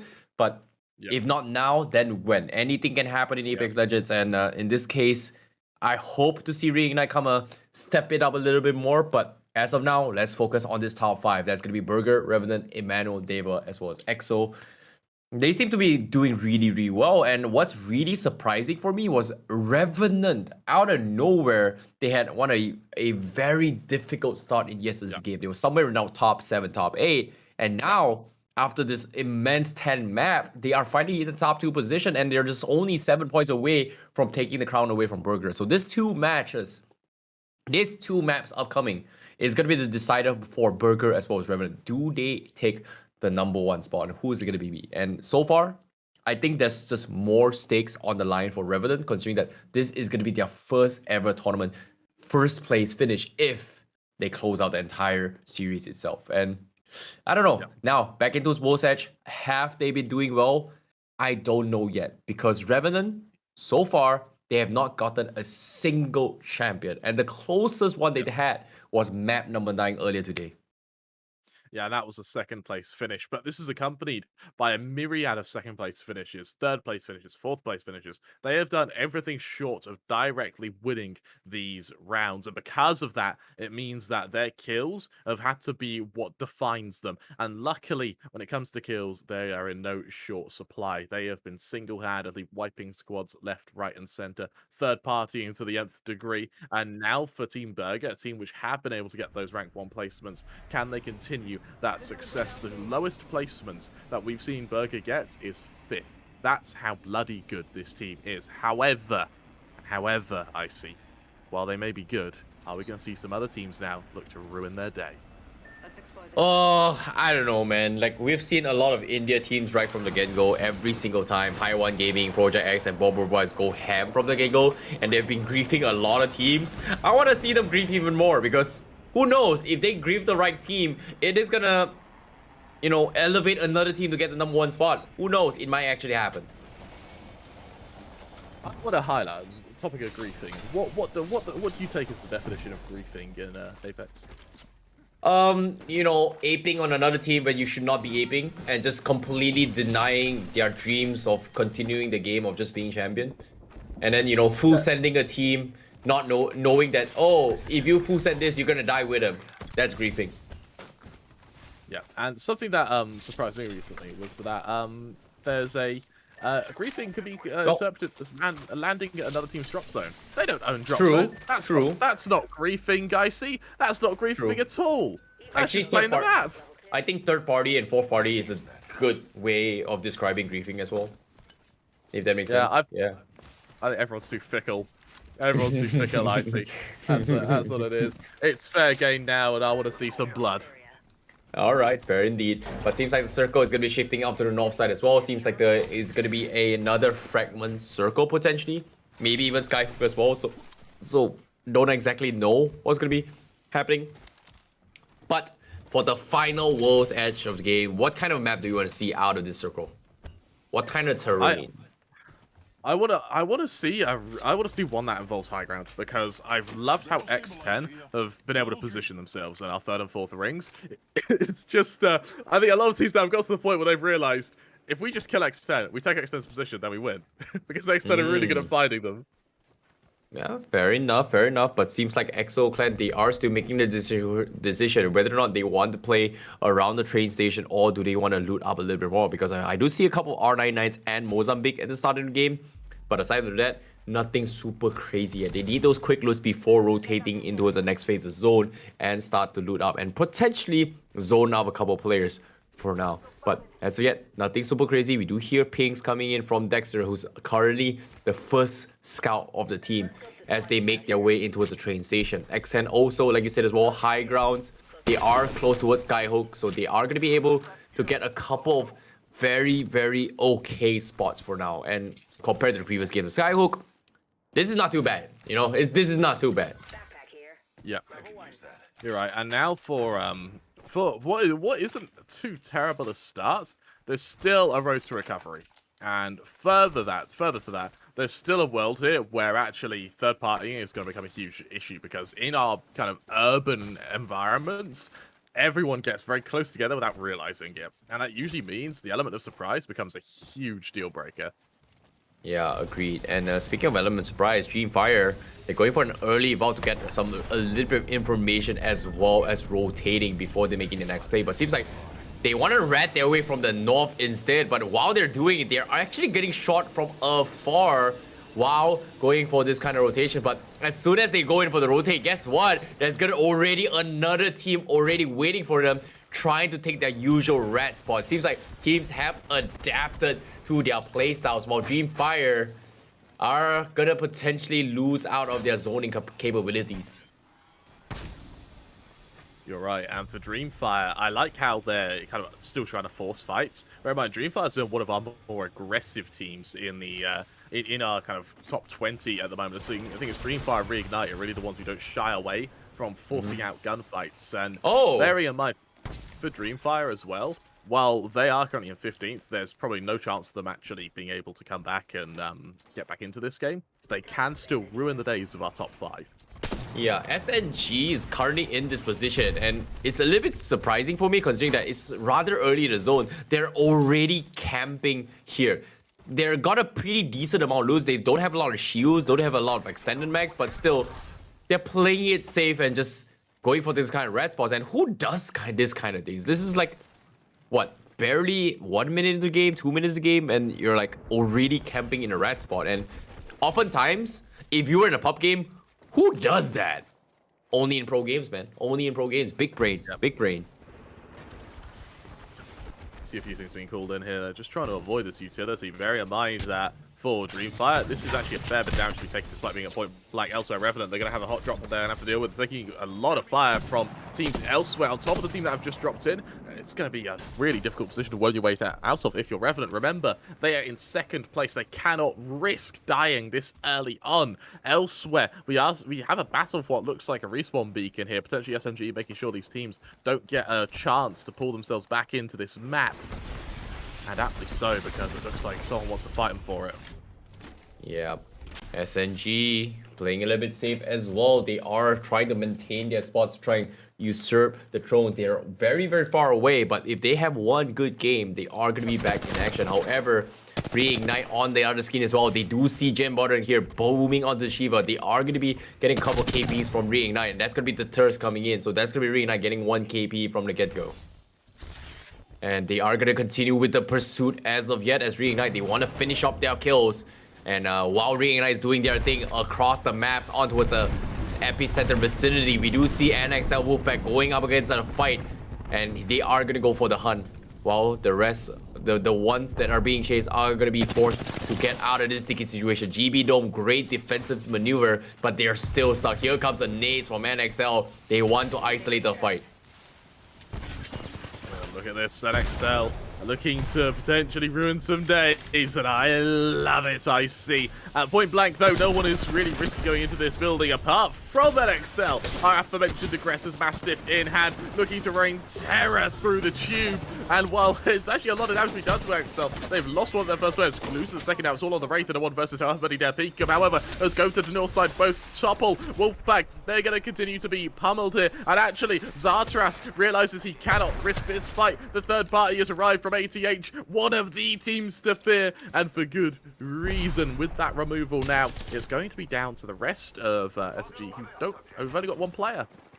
Yep, they've got the run, and now their Big C also going to be re-knocked as well from Esports as well as ATH, and now they have to make a run for it. It looks like the finish is going to come in. They have to take the portal back, and just like that, they get cleaned out, and it just feels bad because why? You talk to me about what is the definition of griefing. You know what that is what we call the definition of griefing, because why? Yep. The griefers are getting grieved.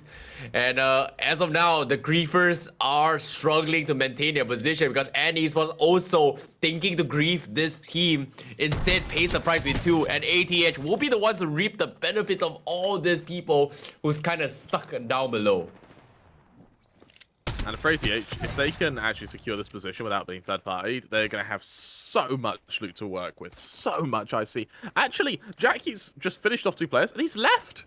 All the loot there is going to be foregone to the kind of final remaining player. It's just not worth it, man. He's all by himself, and I would say he's done the damage, right? They've got the third party, and Esports, they lose 2 members. Who was it previously? What?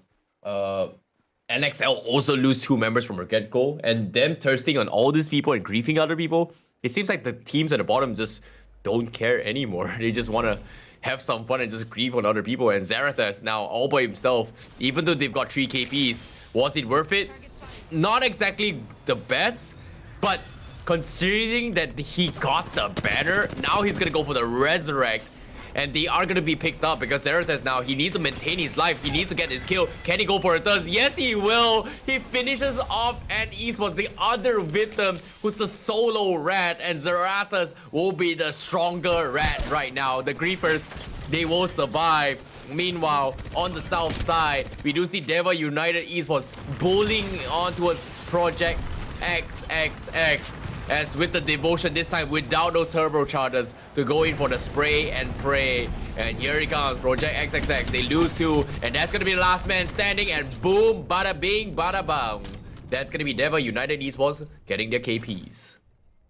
All right, and now with all these KPs, what is the follow-up? It is crucial, absolutely crucial, that Dewa are going to be able to hold on to this position. But right now, how do they? Because, right, it's the high ground, but there's a lot of exposed territory. And the team thereafter, it's Reignite, one of the top dogs here for Dewa. This could be a huge risk to take, to risk fighting some of the best PvPers in the game. And to do so while you hold this position. Lovely shots on the wrong bow, not quite able to finish the job from Dewa. However, the harassment, the damage may be enough. That may justify their rotation.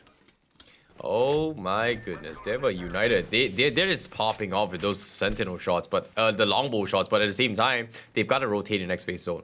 14 seconds left, the zone is going to be pushing up north, and they've got to get out of it now. And currently, Dewa United Esports, they're in an okay position. They managed to do some significant amount of damage. They managed to farm a couple of Evo shields for themselves. So I think it's a big win for them, considering that they got a couple KPs. But eventually, it's all about consistency. They're currently top 4 with 82 points. But based on this couple of 3 KPs, they need to survive a little bit more. But meanwhile, on the other side as well, we do see here ATH get a knock onto us NXL. So that's going to be NXL in on the fire again. They lose 1 member. They just picked up 2 just now. And this time, they are on the run with 2 people. But before that, let's take a look at how the map is going to be positioning themselves, where all the teams are kind of clustered on the northern section as of yet. You're right, and look at Dewa's control of the south side of the circle. no one bar kind of Reignite are going to be able to fight them. They will have such a strong position here. If they can get to the top of Epicenter, if they can hold that high ground, even the likes of X10, who have been so good at positioning themselves, are going to be in serious trouble. You look over to our kind of top place teams of Burger, of Emmanuel, of EXO. All of them are in this northwestern side of the map, and it means that only some of them are going to be able to get as many points as they need to hold that top dog position. Yep, speaking of rats, DreamFire and EXO has been here for the longest of time. And guess what? The ones that gets messed up is going to be Burger. This is them, Burger, getting completely shut down. SNG will be eliminated. Sorry, not Burger. SNG will be the ones that actually get taken out. They've been staring each other for the longest of time. And DreamFire finally finds the opportunity to take them out. So this is a big win for DreamFire from the north, and we've seen it happen coming from them before this. Meanwhile, the rest of the teams, they're still trying to find their base a little bit more. X10 looking for that lucky shot. I don't think he's gonna hit that shot, because if he hits it, that would be a pretty sick shot. It would be a nut shot, especially hitting it with a bolt action. You only got about one shot every kind of second, 1.3 seconds. Should have done with a straight pull, but unfortunately, no straight pull on these. Oh. As cool as straight pulls are. He's gonna go for the snipes again, but seems like it's gonna be stalemates again. But Mosu, he gets tapped in the head, regrets his decision. Gonna be forced to heal up before the next play. But rotations are coming in. X10 losing out a lot of this sniping shot as well. Reignite also gonna be rotating into the next phase of the zone. ATH looking to third party this. But it seems like the zone is gonna be pushing up towards the northern section of this vicinity. So that is gonna be a little bit more of I would say a little bit more people down towards the survey camp instead. But here comes the tussle. EXO Clan, they're in the hot seat. It seems like the fight is gonna be in. Dexter going for the punch, and DreamFire, they will be the ones that get eliminated as EXO Clan cleans out the north instead.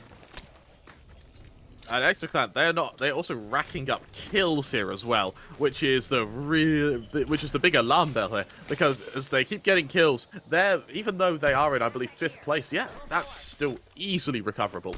One good game and you are straight back up to first. Remember, it's only about 23 points which separate the two of these teams. Yeah, it's all about those champion spots. They need those champion spots for now, and that's gonna be the way to go. To actually fight this way. But now from the perspective in survey camp, look at this. You talked about whoever taking the high ground of epicenter, right?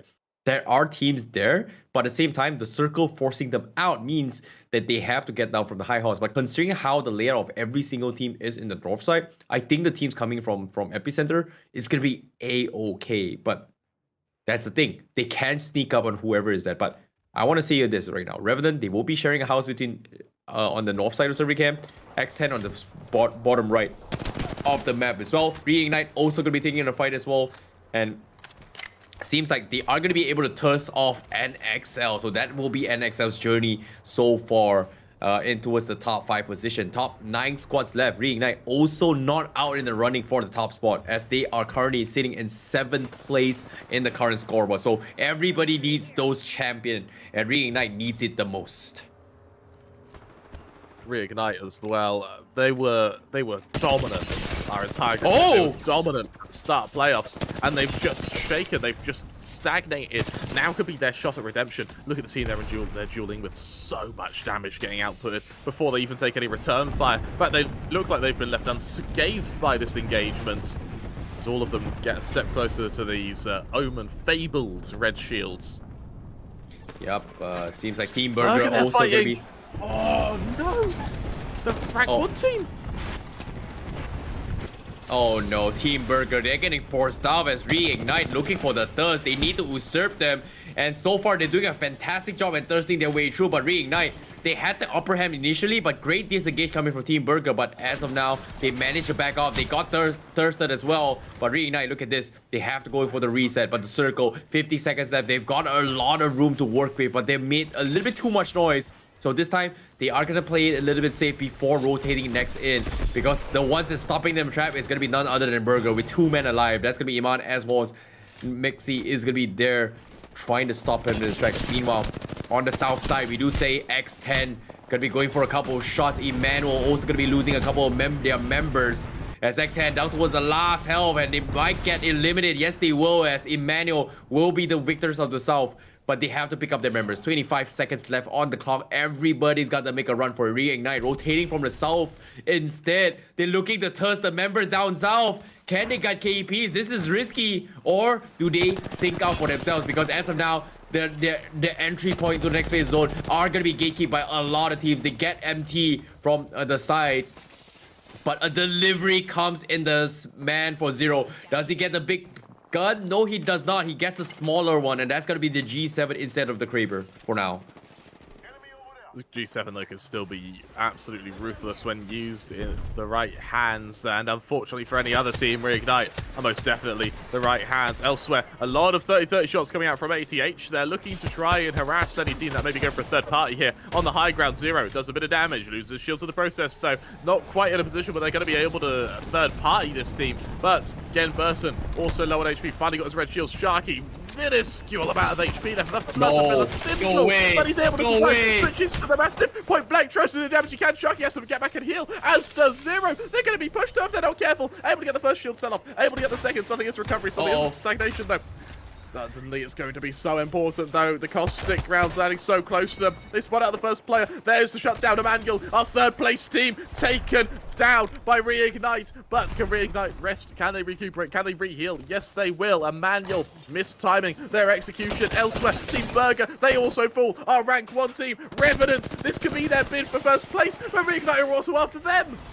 Oh, Reignite, they get the reset. They want to wipe them all off. They need to get this champion as well, but the one's going to be stopping them is going to be Revenant, who's also eyeing for the champion spot. Burger, they've got to take it out on 8th place, and this time, this is going to be goal time for Revenant. Revenant versus Reignite. Who's going to come on top on Circle? Is closing in 50 seconds on the clock, and looks like the ape is going to be coming in as well. Reignite, they're going for the green. Falcon, they knocked them out, and now they're swamping his way through, but Zero goes a big W, and from behind, they completely savage Revenant Esports. They got the kill on Gem Button, but it doesn't matter because why? Reignite are back in action and they are in the top 4, but with 2 men left alive, they are in a choke spot because right now ATH is looking to grief them. Here comes the Arc Zero. He's gonna get completely beamed and re-knocked, and now Reignite, they are gonna lose their dreams of being crowned the champion as ATH gets completely swamped on them. The griefs is real and Reignite will be eliminated on top 4. Oh my god.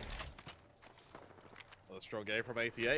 Bear in mind, they were able to take the victory in round 7, but they're still so far on the leaderboard now. Their objective and their task for this map has been ruining the dreams of our top teams, and they've done so beautifully. Dewa, our 4th place team, are the only... it's Dewa and EXO, 4th and 5th, left in the final 3, and now from the high ground, they're just going to wreak havoc onto the rotation of ATH. Jack plucked out of the sky, falling now. Every player left for ATH without shields, desperately needs to back off, desperately needs to hide. There's no way they're getting to Jack, and I think the rest of the lobby knows it. Oh my goodness, they gotta knock him out of the air with a charged rifle. That's some insane tracking coming from EXO. Kilo pops, looking for the finish. Oh, he's got the 10x. No wonder he's able to pop those shots. But look at this, the thirst is coming in. They do get the knock, and that is gonna be ATH eliminated. Now, final 2 teams. Dewa versus EXO. Battle of the top. Who's gonna be the number 1? Because right now, EXO gonna be zoning them off. They've got the consequence. They've got the numbers advantage. The aim comes in. The kilo pops. They got 2. They wipe them all. And that is gonna be EXO Clan. It comes up on top instead. Dewa, they dropped the ball. They got shut down. And that is gonna be EXO taking the champion in the second final map of the grand finals. Oh my goodness. This is close. This is so close between the top 5. Who is gonna be our top 4? It all comes down to the final map of the grand finals in map 12 in Storm Point right after this. But still, I don't know, man, Kramer. That is tight. That is tight. Really, really tight, bro. Yep. And now it gets interesting because Burger, Revenant, Emmanuel, they were EXO. They all went out at roughly the same time, apart from EXO. EXO in 5th place, 30 points short of that rank 1 spot, which means that it's going to come down to kills. Kills are going to be your make or break for our top 5 teams. And for the likes of Dewa particularly, that's something they're going to look upon with glee. A hell of a game from them, and just about we'll be able to bring up our scoreboard and we'll be able to really be able to assess the damage that's been done from all of these teams. But for the likes of Burger, that rank 1 position suddenly doesn't look as safe. Yeah, it is definitely not, because they got griefed rather early. I thought Revenant was able to overtake them, but they also got destroyed by Reignite. Unfortunately for Reignite, even though they've got like a top 4, top 5 finish, I still don't think it's enough points for them to actually usurp the number 1 spot. Maybe getting in the top 4 is very, very possible, unless I might be wrong. You know, I don't want to jinx it. In the final game, imagine this, the final game of the series, every single top team gets completely dumpstered, and out of nowhere, Reignite wins champion. Theoretically, it is still possible, but I don't want to jinx it. I don't want that to be the final game of the grand finals here at Rise of Legions. But we're just casters. We can only tell you what's happening. But in case you guys watching at home miss out in the action, these are the highlights of map number 11. You're right. And now that there's such a difficult position to make your way through, if you are on this team, if you are one of these members, what do you do? What do you do if you're Burger, if you're Revenant, if you're Emmanuel, all our top 3 teams? And now that you're on your final game, this map was meant to make sure that you're safe. This map was meant to secure you, lock you in your positions.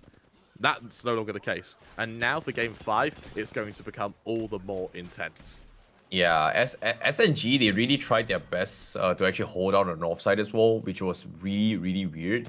Like, who does that kind of thing? But SMG has been playing the safe card for a long, long time, but they just didn't have the resources to do so. And Reignite, they could have destroyed the dreams of Burger a little bit earlier, but because of their early engagement with Burger, they forced Burger in a situation where they were eliminated rather early, and because of that, there was just nothing much Burger could have done, because they were caught mid-rotation by Reignite in that fight, and Reignite was just popping off. They understood that in order for them to win, they needed to get high kill volumes. They were thirsting like 2 to 3 teams so far, but eventually they got thirsted themselves, which led to their downfall. So I don't know, it's just a little bit sad to see that actually happen, but eventually, it all came down to giving it an opportunity for the other teams to rise. And in this case, EXO Clan, they took advantage of the situation, and they are going to be number 1 with the champion, 11 KP and 23 points. That is going to put them in a very, very okay position to fight for the number 1 spot for the final map later on. Oh, it's going to come so close. I think Team Burger just hold on to their crown, but the grip is slipping, and right now there are many other kings who all want their shot at the lineage, and for EXO Clan, that is a huge, huge game to place. Bear in mind, I believe that was just enough to take them over Dewa for that 4th place. Emmanuel as well, just clinging on as best they can, but I don't think this has shifted our top 5 placements. It has, however, made them a lot closer. Yeah, it is going to be closing the gap as well for all these teams to take the top 4 positions, right? And currently, I don't know, there's just so many teams that actually fight the number 4 spot as well. Like Burger, they've got to pull the dream run. In this final map, I don't think they can afford to play the top 5 strategy. If they want to get the number 1 spot, they've got to get the champion right from the get-go. Same can be said for Revenant as well. They've not gotten a single champion. And for them to get like 6 points, only 3 points closing the gap against Burger, it's still too far apart, man. But I don't know, man. EXO Clan, Dewa, they put a very, very strong performance this game. Reignite, 14 points. They are able to close in the gap as well. So I can't wait to see how the overall standing is going to go, because I think it's a battle between these top 8 teams so far. I think it's top. Okay, is it safe to say top 7 teams that is fighting for the top 4 spots? I think it's pretty safe. Yeah, safe to say top 7. Bear in mind, at the moment, EXO, DNZ, and Reignite, there's 1 point separating all of them. 1 point between our 6th, 7th, and 8th teams. Dude, that information is not making our jobs any easier, bro. That information is really not making our jobs any easier on predicting who's gonna be the winner. That's just how close the tournament it is here in the APAC. And I don't know, the pros are here to party. And this final match, it's stressful. It's really, really stressful. And I'm just glad I'm not playing, because I'm here watching and I can feel the intensity that's going through between all the minds of the cast as well. And Yeah.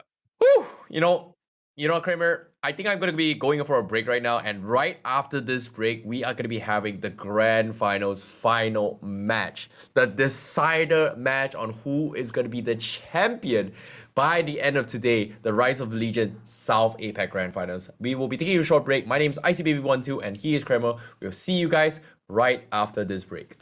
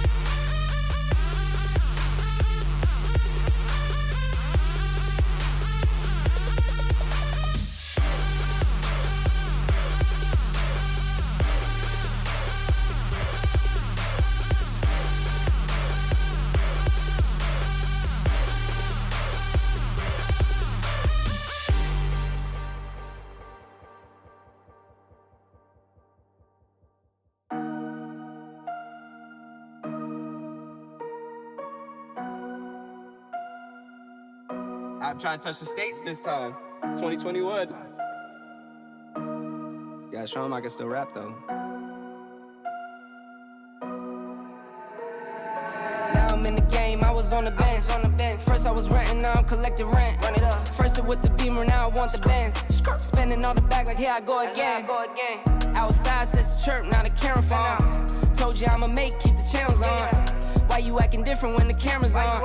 Why you acting different like your paper long? 8 day wake up and I thank God. Bad decision got you wishing you could say nah. My city gritty, you could get hit any day now. On my mama, I'ma move my family way out. With some 20s, 50s, hundreds, thousands, millions, billions, trillions, zillions. I'm talking Amazon money, talking so much money I could mess around and buy Amazon.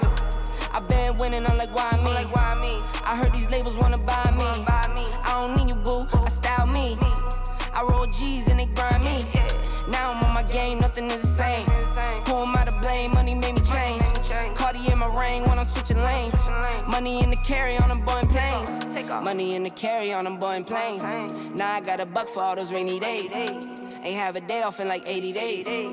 I got hustles in like 80 ways. Kids if he won't take a lazy day. Wifey on me told me take a break. I keep going to the paper street. Then it's trips out to Montego Bay. If I take the job, bet I get it done. I said it before, I'm a 101. I just caught some ones, only wearing ones. Fornicate the funds, money made me calm. Diamonds on your neck, bet they on your neck. You want that watch, you better rock a tech. You want that chain, you better cop a vest. You want the check, but can you make it stretch?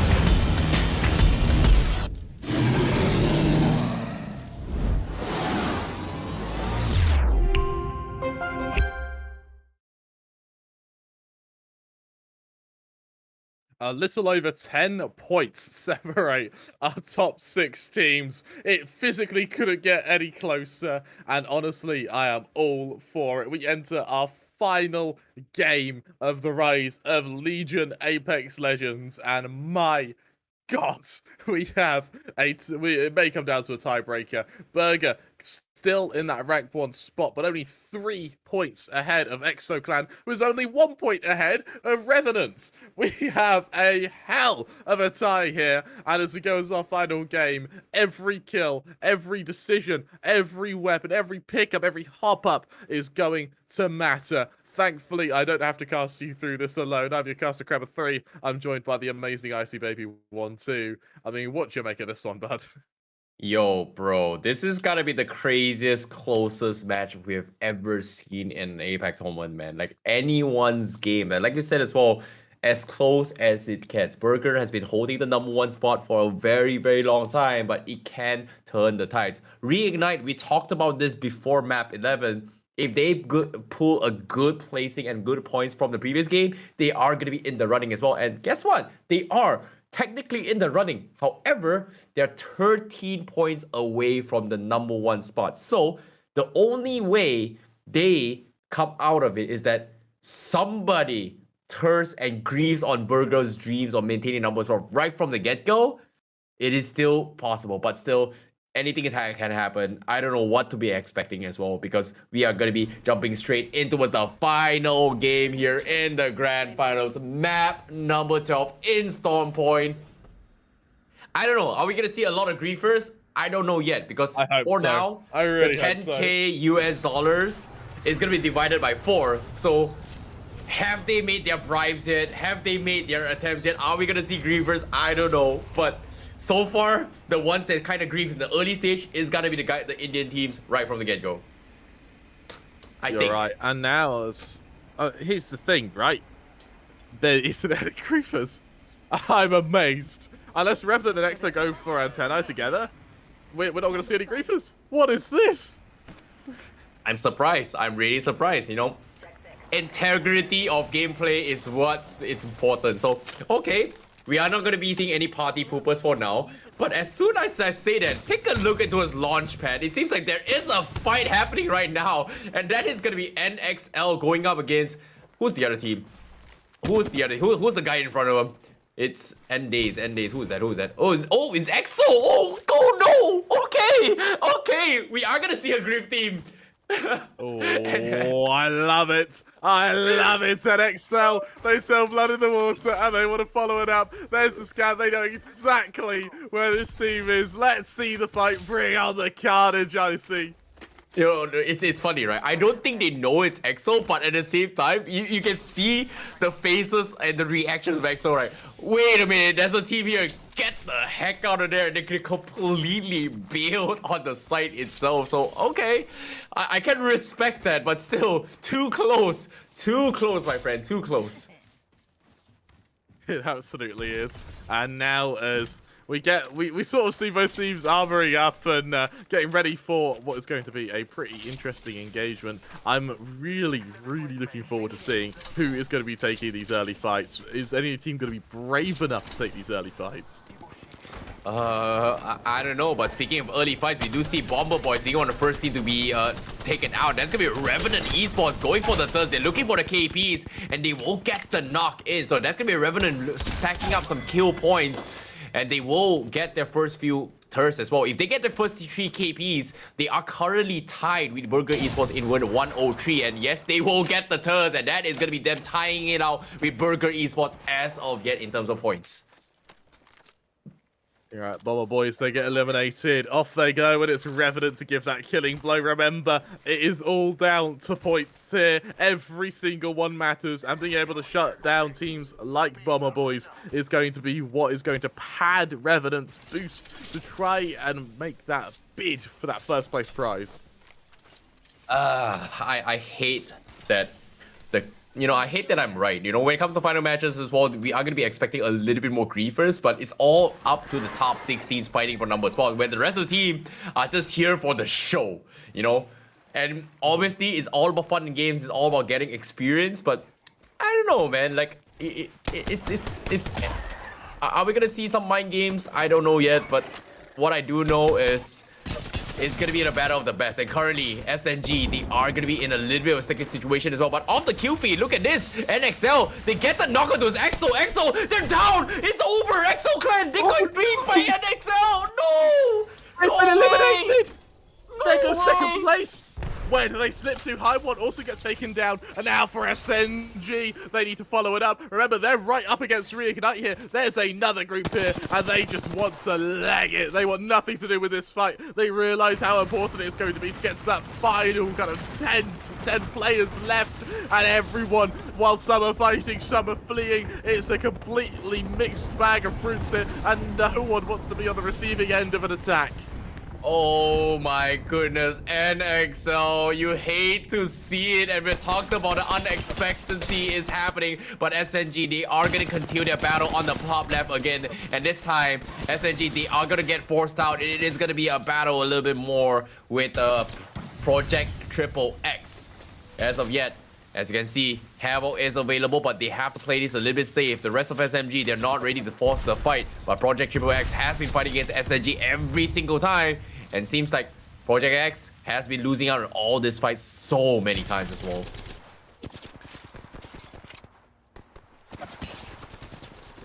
So careful here.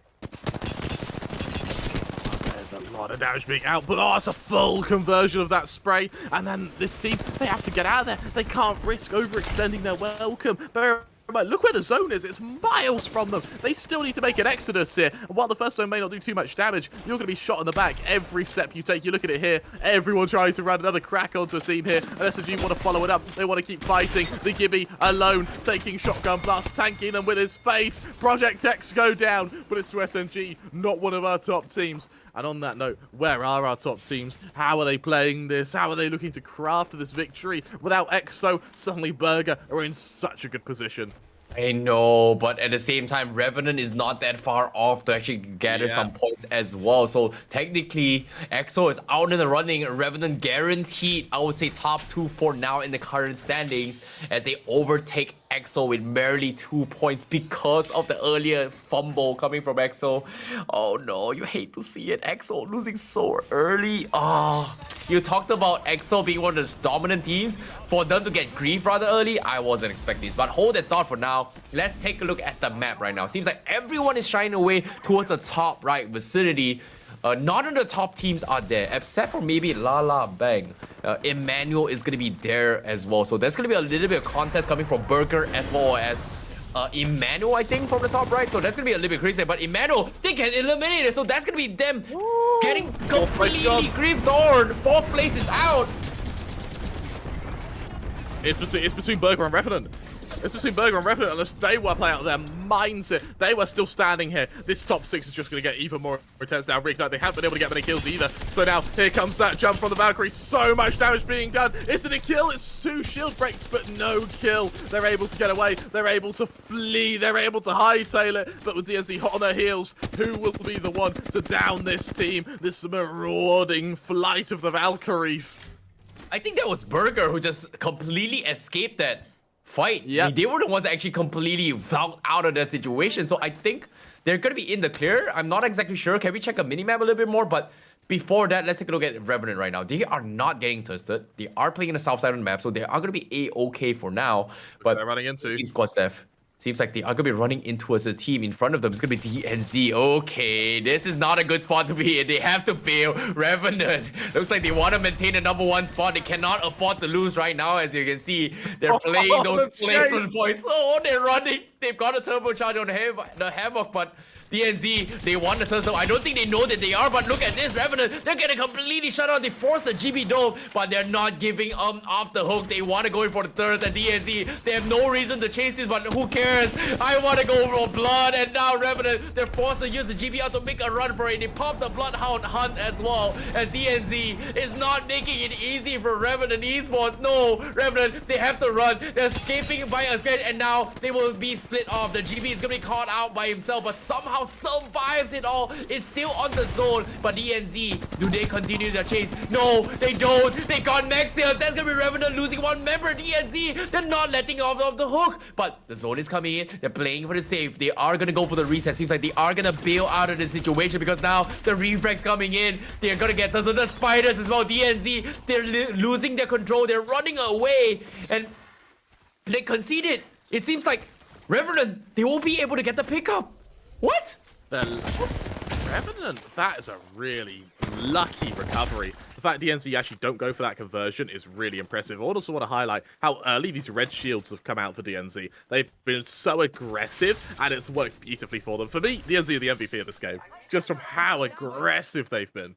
Okay, DNZ seems like they're gonna let them off the hook. They don't exactly want to lose out their control, but at the same time, they've already overextended a little bit too much. But as of yet, they want to gatekeep another team. Seems like they are gonna try and play a little bit safe as they back off and focus a different team. But guess what? In front of them, who's it gonna be? It seems like Reignite is in the vicinity. DNZ. They don't exactly know that this is happening, but oh, NXL from the sides. NXL, they're thirsting on the DNZ. They will get the knock in as well. Zarata is going to be in a little bit of trouble. Horizon pops in as well. It's down towards Antel, but the Rave Portal is going to keep him alive, so he's going to be able to bail out of that situation. DNZ needs to go for the pickup. SA goes in for the heal as well.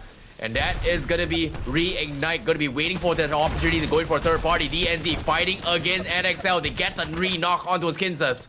As DNZ holding for their dear lives. 1 minute, 20 seconds before the zone comes in. So they are going to be A-okay as they go in for the hunt. But from the sides as well, NXL, they go for the wrap around. They lose Kinzas, but they want to thirst them off. And it is going to be a battle between NXL as well as DNZ. And DNZ, they lose another. Last man standing for DNZ.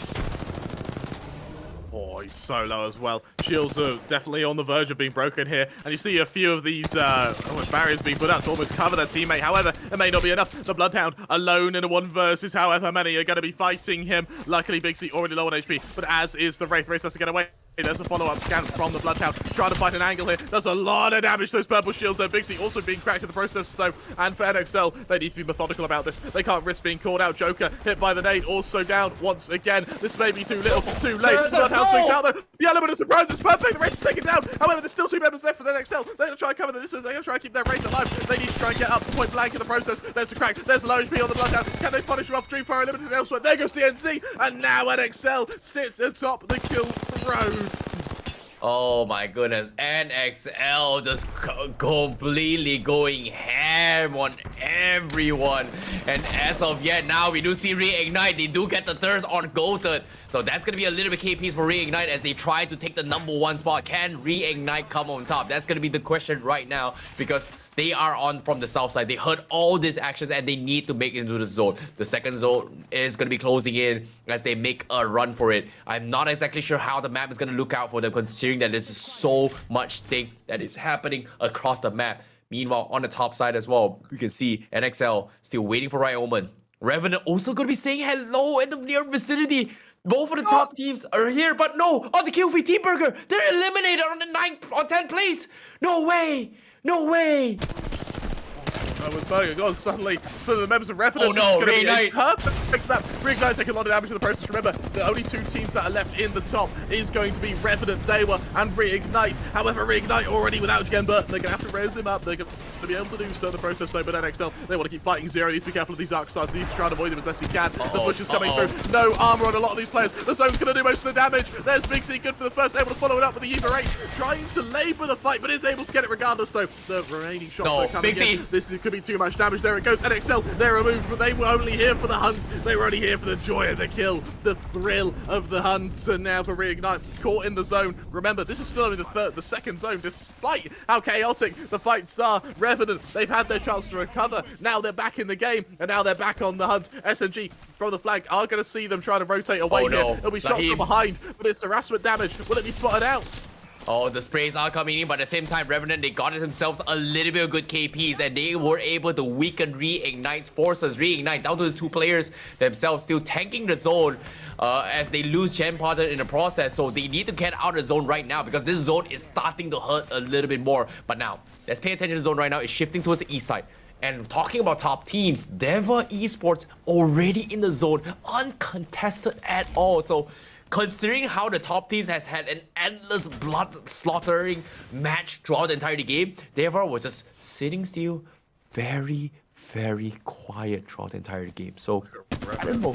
This is gonna be tough, but look at this, Revenant. They're going for the long rotation on the left side, but they've got 1 minute 30 seconds left before the next phase of rotation. And if they go for the northwest approach, X10 is gonna be gatekeeping them. So this is gonna be a tough one for them. Meanwhile, on the bottom left of the screen, so we do see Dewa United gatekeeping the guys on the top, and that's gonna be, I think,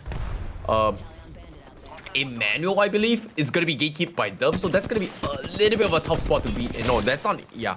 But seems like that's gonna be Dewa United Esports starting their skirmish now. They are, speaking of getting a contestant, they are gonna force the issue as they go for the wraparound as ATH gets eliminated from the match. And this, we are down to his final 7 squad, and Dewa United get knocked in. Rocky gets a big knock, and Dewa United, they are gonna go for the reset to come back into the #1 spot for now. But it's point blank with that shot. Oh, so much damage. What's the follow-up? Raji taken down from BRP. Remember, BRP, one of the teams that are absolutely not winning this, but can ruin the day. They can make lives difficult. As they continue trying to do the damage wherever possible. Taken down by Dewa. It's now going to be down to Dewa. The 2 players without shields do the best damage they can. However, Dewa, they are going to be losing Twizzy if they're not careful. The Watson also trying to go for the best they can. North side taken down, as is BRP elsewhere. New kill leader goes to the favourite Dewa, but what can they hope to do? 5 scores left, 14 players. People need to die, and Dewa, they're finding out the hard way. The Valkyrie on the cusp of death is able to escape for the time being, though, but they're running straight into Reignite. Okay, Dewa, they lose Bastion. X10, they manage to pick him off. SNG as well from the southwest corner. They will be joining in the party. We're down towards the final 5 teams. It's going to be between Dewa, Reignite, as well as Revenant going to be fighting for the #1 spot. Revenant, they finally join in the party. They're looking for the thirst. Reignite also going to be in the vicinity from the south side. Dewa United leaving Tweezy alone. He's going to get griefed by X10. He misses the shot. He actually got it. So that's going to be Dewa United out on 5th place. Down towards the final 4. Revenant as well as Reignite. Reignite, one of the ALGS pros, looking to defend their title of champion here. And Revenant looking to prove their crowns as they try to win their first ever championship here with us. And down towards the final 4, who is it gonna be? Because on the south side, we do see Revenant still in a scuffle with Reignite on the other side of the map, while X10 is just chilling on the northern section. Revenant, this is their chance to clinch a victory. Revenant have not won a game. They have just been placing well, and they have just been killing. You look at this new zone now, everyone has to move out in the open. Revenant, they're going to try and go for the long rotation here, potentially even trying to catch out this team in front of them. They go for the push. There's the costing ultimate. They're running straight into Reignite now. Point blank, what can they hope to do? They're going to try and catch up Gerberson. Already low on HP, has to be so careful here. But there goes 2 of their players. It's all down to the Gibraltar. 1 versus this 2-man setup from Reignite. Shots from behind as well. Going to make their life difficult. Point blank, there's the follow-up. Trying to do the damage they can, but Revenant taken down. It's all on Reignite, but the third party's here. What can Reignite do? Get Burton 1 versus 3. Caught out. Reignite full. Oh my goodness, Revenant and Reignite, they bow out and 3rd and 4th place. I don't know who's gonna be the champion right now. It's so close in terms of placement points, and considering how Revenant and Reignite, they're 9 points apart before the end of the series, I don't know who's gonna be the champion, but as of yet, the game will still continue. We're down towards the 2 final teams, and that is gonna be X10 as well as, well, I don't know what they're doing. Okay. The final 2 teams are just celebrating right now. We know who's gonna be the champion, but at the same time, it doesn't even matter anymore because it's gonna be a battle between Reignite and Revenant for the top 2 spot. I'm pretty sure. Who's gonna be #1? That's gonna be my question. It comes down to kills. It will entirely come down to kills here. And bear in mind, we haven't even seen our 4th zone. That's how aggressive these teams were. And now look at the takeoff. X10 with the high ground. They're going to have to get ready to fight one of these teams with... It has. We do a little bit of trolling, say X10, as they actually have just avoided SNG now. Both of them sort of emboldened themselves into a building here. But remember, with our top 6 gone, this is all for glory. It's all for bragging rights. This is just them messing around already. It's like the final 2 teams rather early with Sentinel 10x. It doesn't really matter unless he hits the 6th shot though. But I don't know. Who's gonna be the champion? That's gonna be my question right now. X10 and SNG. What are they doing, man? What are they doing? Just like, have a bit of fun with it. I have no idea what they're doing, remember? This is... Oh, okay, yeah. They're just throwing bodies, but okay. SNG just running around.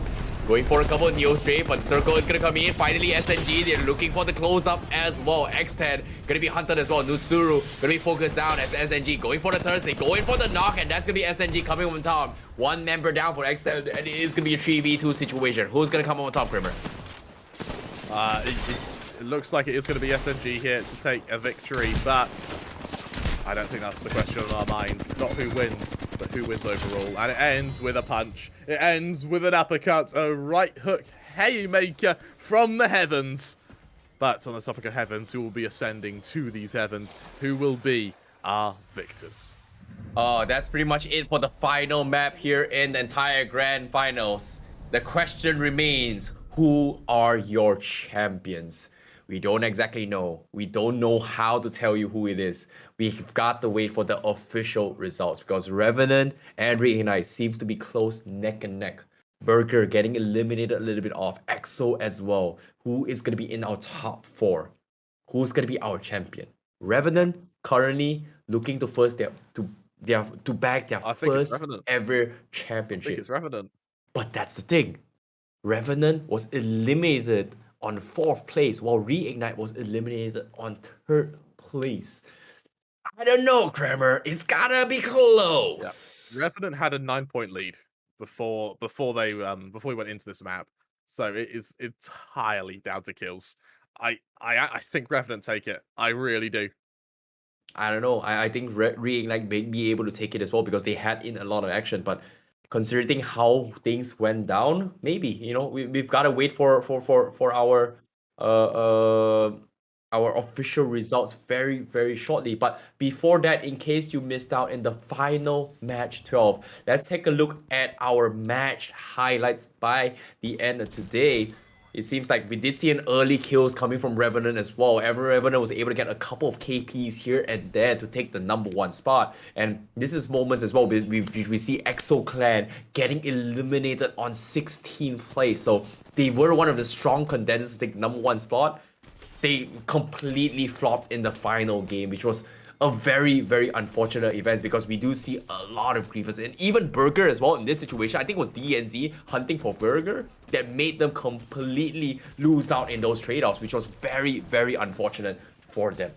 Yeah, it really was. And I mean, you look at some of the highlights, a lot of it's going to be NXL and DNZ, who just was so aggressive start to finish, and I love that from them. I'm so happy we had a team decide to go for the final game. All right, we're killing everyone.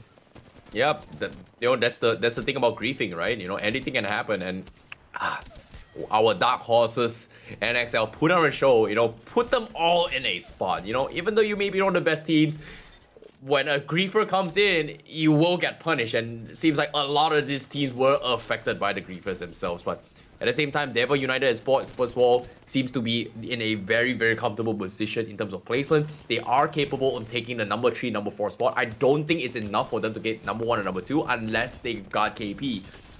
But that's the thing. It's just me based on my own calculation in my brain.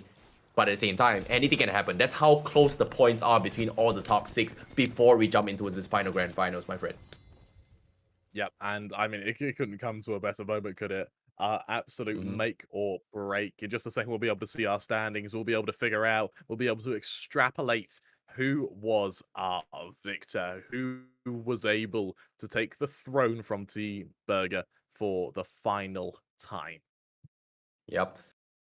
Whew, the moment that we have all been waiting for. I'm pretty sure that we are going to be having our scoreboards up very, very shortly. And I know you guys are excited to find out who is going to be the one that comes up on top. And honestly, I want to shout out to all of you guys watching right now who's waiting and anticipating with suspense with us to find out what the official results are. And thank you guys once again for being an amazing community to actually support the tournament itself, the Rise of Legion South APAC Grand Finals. It's been a pleasure casting with you guys as well. Before we close out the goodbyes, I know you guys are waiting for results.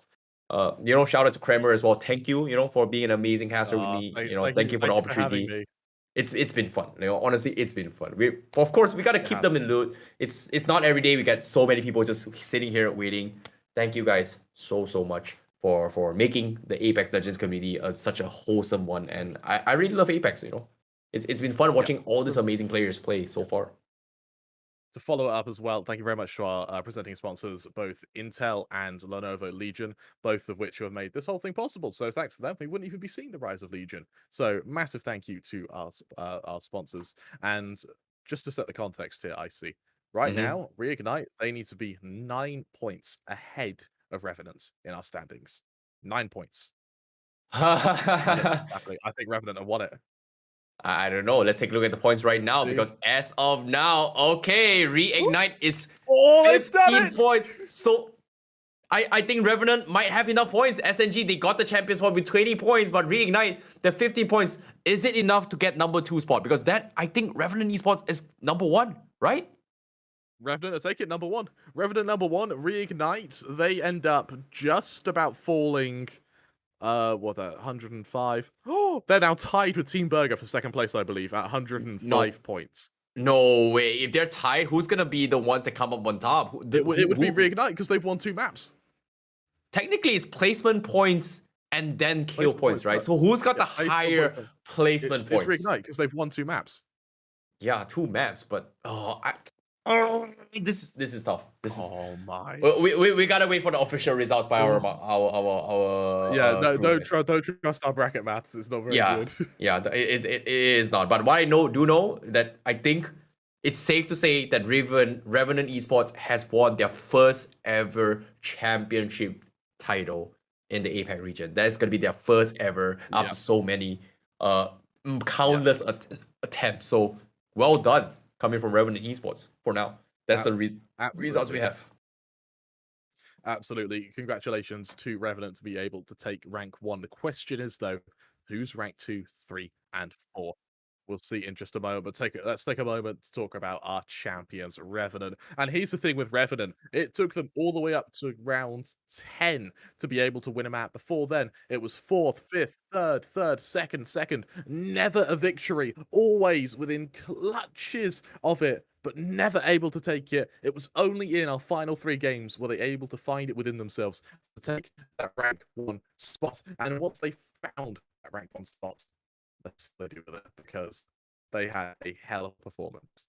I'm not gonna lie, Kramer, a champion without a champion seems like a pretty good championship title, man. A champion without a crown is still a champion. Ladies and gentlemen, your champions, Revenant Esports, representing from Indonesia, and also the organization from India itself. And they have finally took a championship spot for now. Well done to Revenant Esports for that performance. I totally enjoyed that. Well done indeed. Well done indeed. They absolutely destroyed and they absolutely delivered. What a performance that was. And now for our final placements. It's got to be there. Revenant, they take the lion's share of 5,000 USD. But who will take that 3,000, 1,500, and $500 second, third, and fourth? Yep. I'm looking forward to see how the next title is going to go as well, because as of now, Revenant Esports, they will be walking away, like you say, 5,000 US dollars in the pocket. Second place, 3,000 US dollars. Who is it going to be? Third place, 1,500. Who's it going to be? And fourth place, 500. Production, are we ready to announce our top 2, 3, and 4? Are we? No? Yes? We will be in just a moment. We'll see in just a moment. I love how our production's teasing us. Stop flirting with us, production. Give us those standings. Let's see who's going to be that second, third, and fourth. It's Team Burger who hold on. My God! Look at those points! I believe Team Burger, they take second because the placement points takes priority. Reignite then third, with Dewa in fourth. It came down to 11 points separating our 5th and 1st place finish. I see, we knew it would get close, but I don't think we knew it would get this close. Yeah, this is insanely close between all the teams so far. Well done indeed from all across the regions and everywhere in the world. But as of now, Revenant Esports will be the number 1 team with no champions, but are your champions of the Rise of Legion South APAC Grand Finals with 111 points KP, the highest KP, 61. Team Burger on second place with only 37 kill points, but a very, very big margin of placement points to tie it with Reignite on third place. And Dewa Esports will be taking the number 4 spot, walking away with $500. I would say it's still a big W, as these are your top 4 teams. Well done to everyone else as well who's on the bottom for participating with us in the Rise of Legion, because you guys put on a great show and it's been an amazing journey for all of you guys. And it's been a pleasure for me to be able to cast Grand Finals with you, with Kramer, for you guys and throughout the entire past few weeks as well. And shout out to Crips as well during the group stages. And I think I saw Ultimate Noob as well during the group stages. Thank you guys for making this possible for all the teams coming in towards the Grand Finals. You're absolutely right. It was an absolute pleasure to cast all of them. They all played out of their minds. The fact that Revenant were able to win the tournament without taking a single victory shows just the value they were able to place in tactically being able to get so many kill points. Our kill leaders. They built their kingdom on blood and bodies, but I see those are some strong foundations.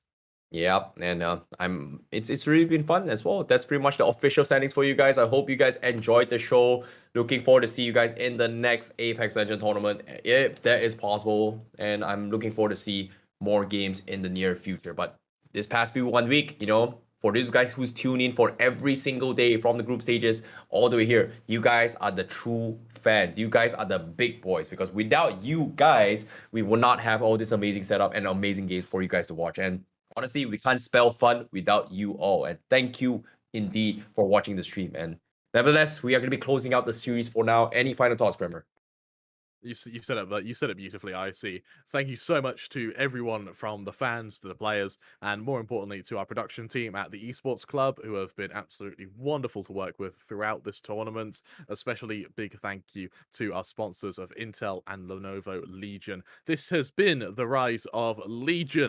I've been your caster, Kramer 3. I've been accompanied by the amazing Icy Baby 1, 2. I hope you all enjoyed. We'll see you for the next tournament. Until then, happy hunting.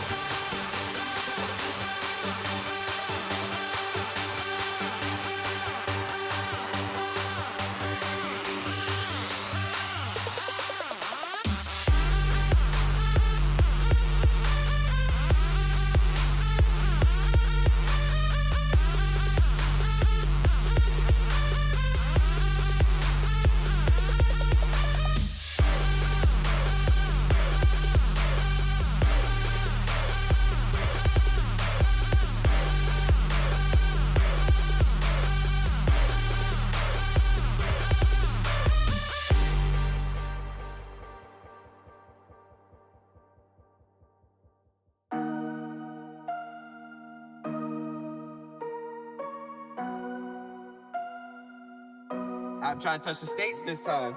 2021. Gotta show him I can still rap though. Now I'm in the game, I was on the bench. First I was renting, now I'm collecting rent. Run it up. First it with the Beamer, now I want the Benz. Spending all the back like here I go again. Outside says the chirp, now the camera phone. Told you I'ma make, keep the channels on. Why you acting different when the camera's on? Why you acting different like your paper long? 8 day wake up and I thank God. Bad decision got you wishing you could say nah. My city gritty, you could get hit any day now. On my mama, I'ma move my family way out. With some 20s, 50s, hundreds, thousands, millions, billions, trillions, zillions. I'm talking Amazon money, talking so much money I could mess around and buy Amazon. I been winning, I'm like, why me? I heard these labels wanna buy me. I don't need you, boo, I style me. I roll G's and they grind me. Now I'm on my game, nothing is the same. Who am I to blame? Money made me change. Cardi in my ring when I'm switching lanes. Money in the carry on them Boeing planes. Money in the carry on them Boeing planes. Now I got a buck for all those rainy days. Ain't have a day off in like 80 days. I got hustles in like 80 ways. Kids if he won't take a lazy day. Wifey on me told me take a break. I keep going to the paper straight. Then it's trips out to Montego Bay. If I take the job, bet I get it done. I said it before, I'm a 101. I just caught some ones, only wearing ones. Fornicate the funds, money made me calm. Diamonds on your neck, bet they on your neck. You want that watch, you better rock a tech. You want that chain, you better cop a vest. You want the check, but can you make it stretch?